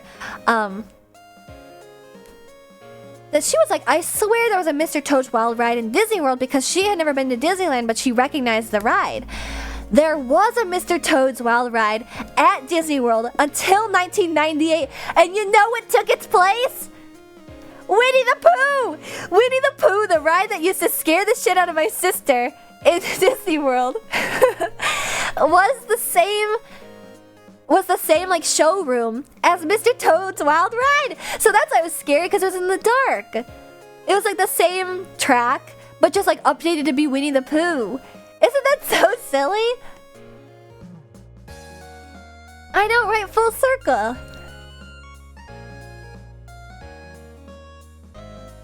So that was like a funny moment. Where did I forget where we left off. So we had dinner. Oh, then we went over to Tomorrowland to get on Space Mountain. And I was like, watch out, like you're gonna have to hold your stuff, like take your ears off. And instead of drunk driving, Pooh gets wasted on acid. Is that really the plot of it? That he like has a silly dream because of the honey? It really is a Toad's Wild Ride. Oh my goodness. Oh, good night, Bert. Thank you for stopping in. I'm about to end. We're almost at the end of the day anyway, because it was dark out when we went to Space Mountain. So we go to Space Mountain. And the whole like time up there, I was like, it's gonna be like harsh as fuck. It's gonna toss you around and blah blah blah, like all this stuff. And we get up there, it is not at all what I was saying.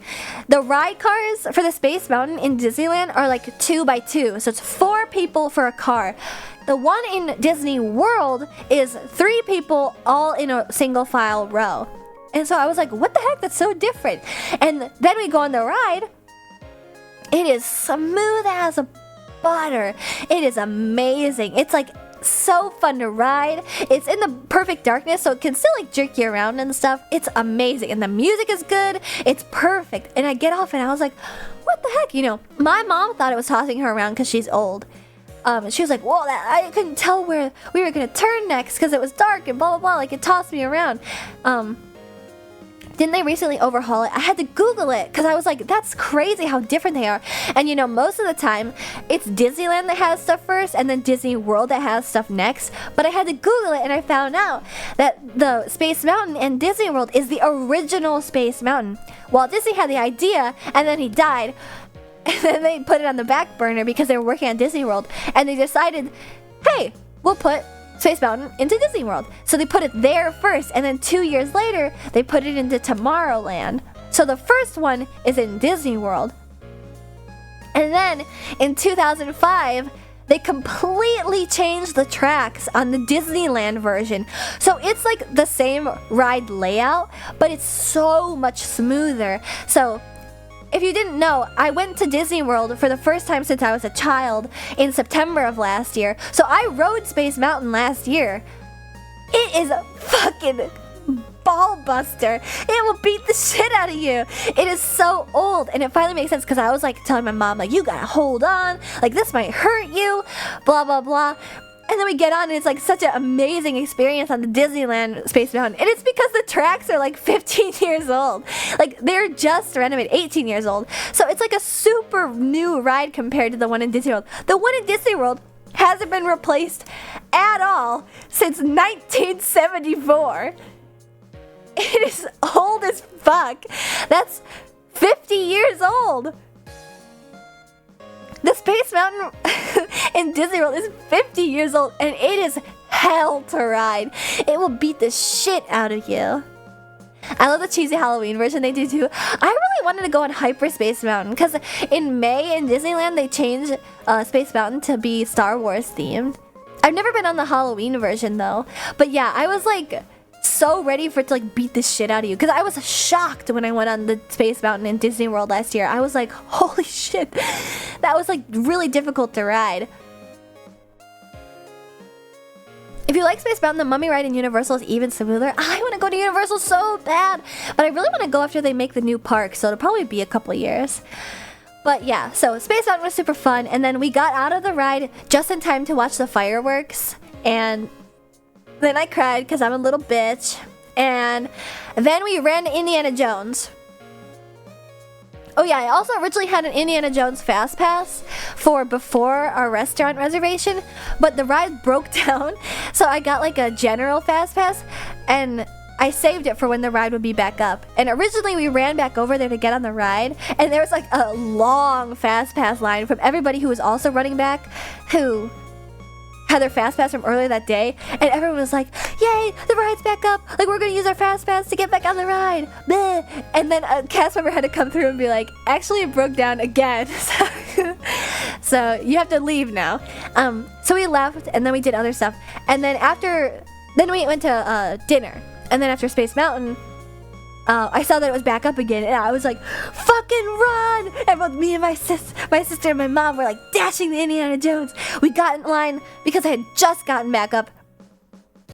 We get in line, and we get on the ride, and it breaks down like immediately afterwards, but we managed to get on the ride.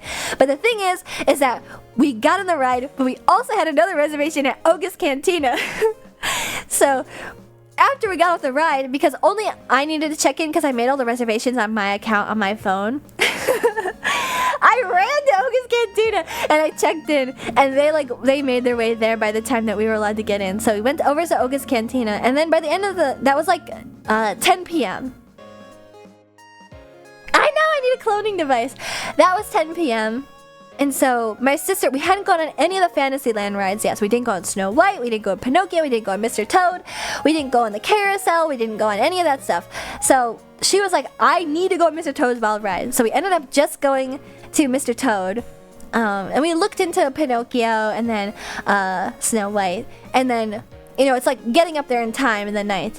And then we ended up going to Mickey and Minnie's Runaway Railway. It was too late in the day to buy fast passes for it because, for the really popular rides like Rise of the Resistance and Radiator Springs Racers and Mickey and Minnie's Toontown, whatever the heck it is, you have to buy fast passes on top of the fast pass thing you already bought because they're that popular and they know that they can wring money out of you. They wouldn't let me buy a fast pass for Mickey and Minnie's Runaway Railway, but I ran after the fireworks because, all the kids, I know, it is really gross. All the kids leave after the fireworks because they're going to be too tired. So the lines in Toontown were like really short.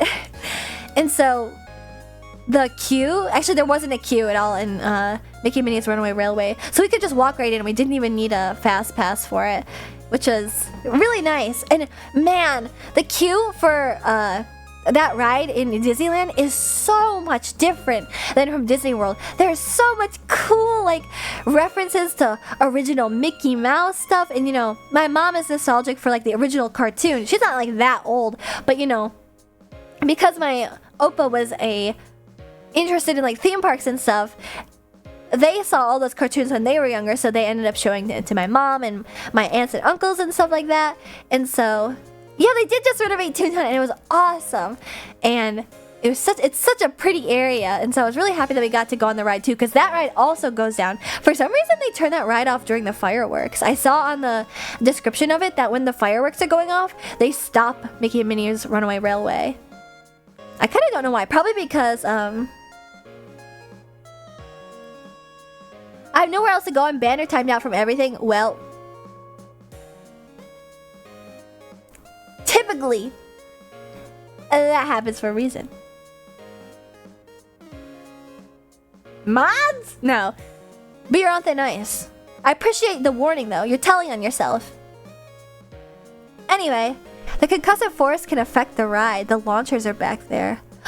Oh! That makes so much sense! Oh, good night, Red OKT. Good night, good night.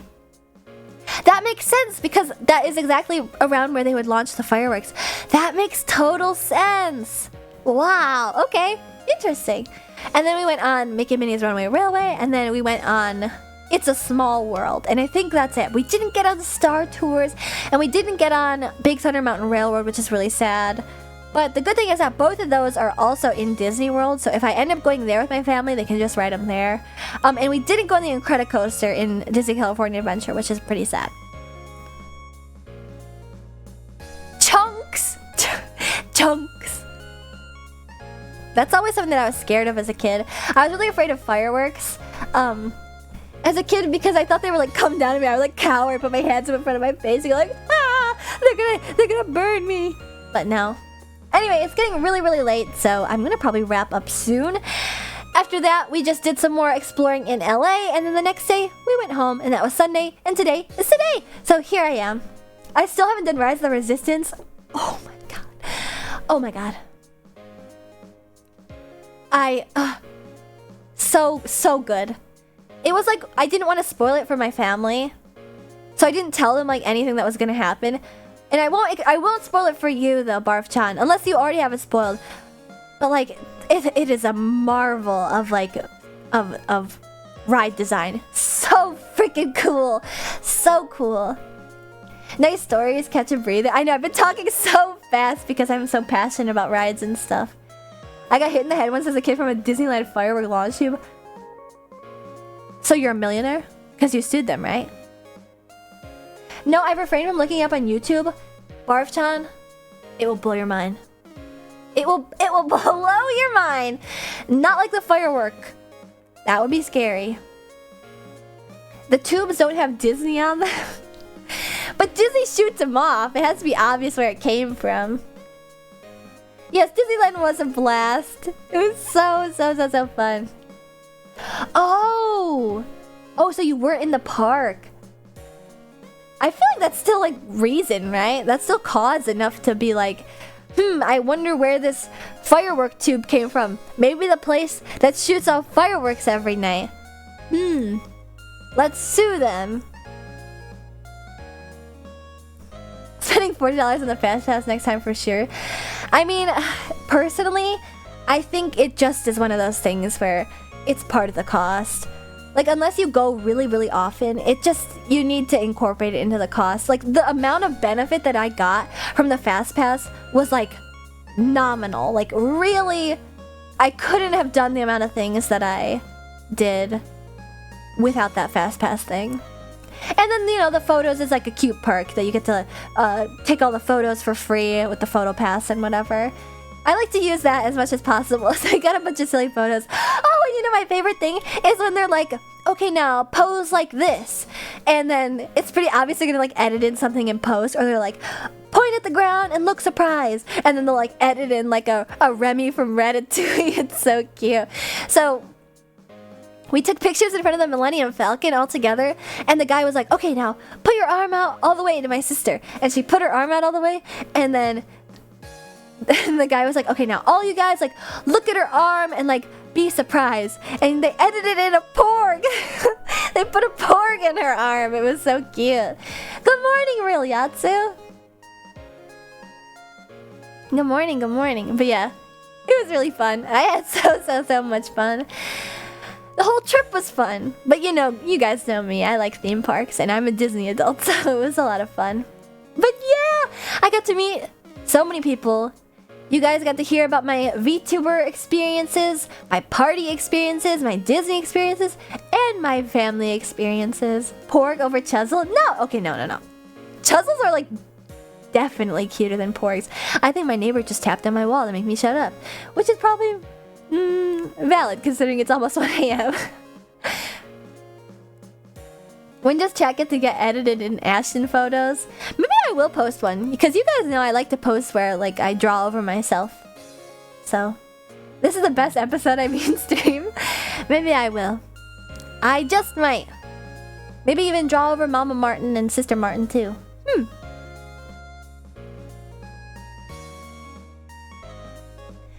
I missed you guys. I'm sorry that I was delayed. I was like...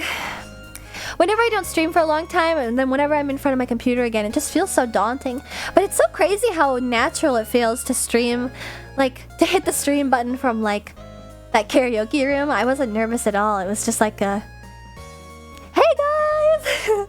So I hope that if you haven't seen that and you're interested in Ashton Martin karaoke, you should go check it out. It's really fun. It was a fun experience. I went to an actual karaoke spot, and then I did karaoke.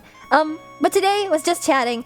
Man, that was just 4 hours of talking at you guys. But I miss you guys. 4 hours was what I needed to convey a whole 10 days of being gone. So I hope that you guys didn't miss me so much in the meantime. But even if you did, I'm back now. So thank you guys for stopping in. Let me find somebody to raid. Professional talker. See... Yes and no, because yes, I like to talk, but man, I'm bad at talking. I stutter, I have a lisp, I don't enunciate my words. Ash is the type to sigh and be like, I really needed this, guys. Shut the fuck up. Shut up. That's exactly what I was thinking too. I really like these talking streams. You know what? Actually, I'm thinking about it now. I haven't had a stream where I just talked at you guys only in a year. I remember I had my first Zatsudan stream like a year ago. And then ever since then, I've had like media share and talking streams where we end up chatting and stuff. Or like I'll start with a Zatsudan and then go into a game. But it has truly been like a full year since I ever had like just a talking stream. Yeah, true, no full Zatsu. It was fun. I like it. I think it's good for me too because...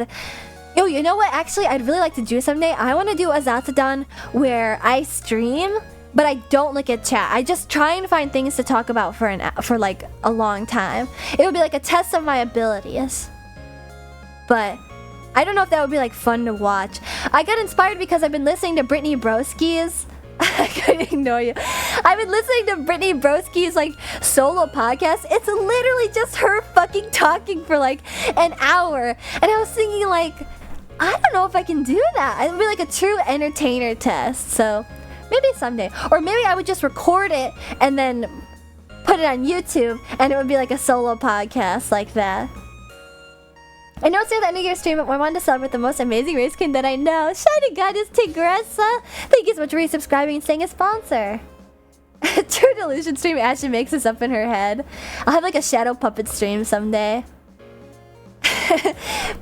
Make my hands into little chillas and pretend that you guys are real.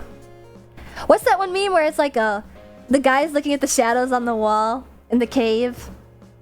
Ashton Rakugo! Wait, a Zatsudan? No, Rakugo has to be storytelling. A Rakugo stream would be really cool someday. That's a good idea, Demon Dandy. I'll think about it. But until then, that's the end of my stream today. I've been talking for almost 4 hours. So, Play-Doh allegory with Ashley. Actually, wait a second. I feel like the Play-Doh allegory is really apt for VTubing, considering like you're watching like a thing that isn't real, you know?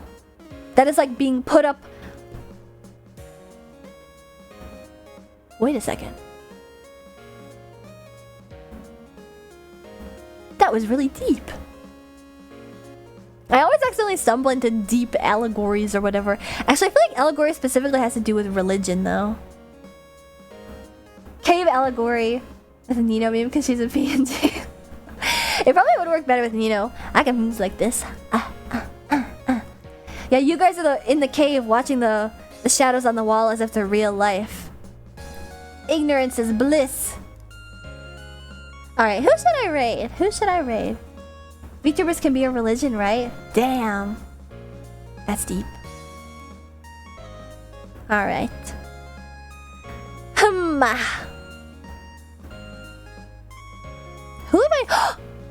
I know who I'm raiding. Alright. We are gonna raid Maria. Unless you mean Mari. Oh yeah, Mari is on, but today we're gonna read Maria. Because Maria is another fellow VTuber, Idol, who is incredibly talented and very sweet, and was just like such amazing conversation at Anime Expo. She has like a wealth of knowledge and compassion, just like one of the sweetest VTubers I've ever met. She's super duper great. I love getting the chance to meet her, so I'm gonna make you guys meet her too. Alright, I got the raid set up.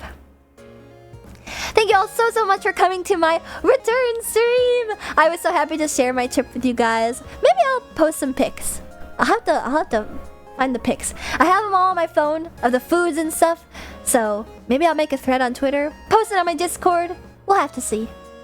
But until Wednesday, that is when I'm going to be streaming next. It'll be another talking stream. I'm going to be talking the entire time, but that time it's going to be about anime. The new season of anime is upon us. It's actually already started for a lot of shows, so maybe I'll watch them, get some first impressions, and then I'll chat about it with you guys, my pit crew. So yeah, make sure to tune in if you're an anime fan.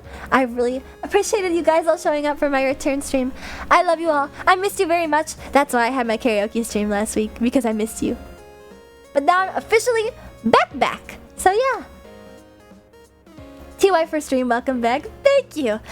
I really did miss you guys, and I hope that it was fun chatting with me and listening to me talk the entire time. Saraba. Until then, goodbye. I love you. Make sure you follow me on Twitter if you'd like to see some of my tweets, or join my Discord if you want to see some more community from the Pit Crew.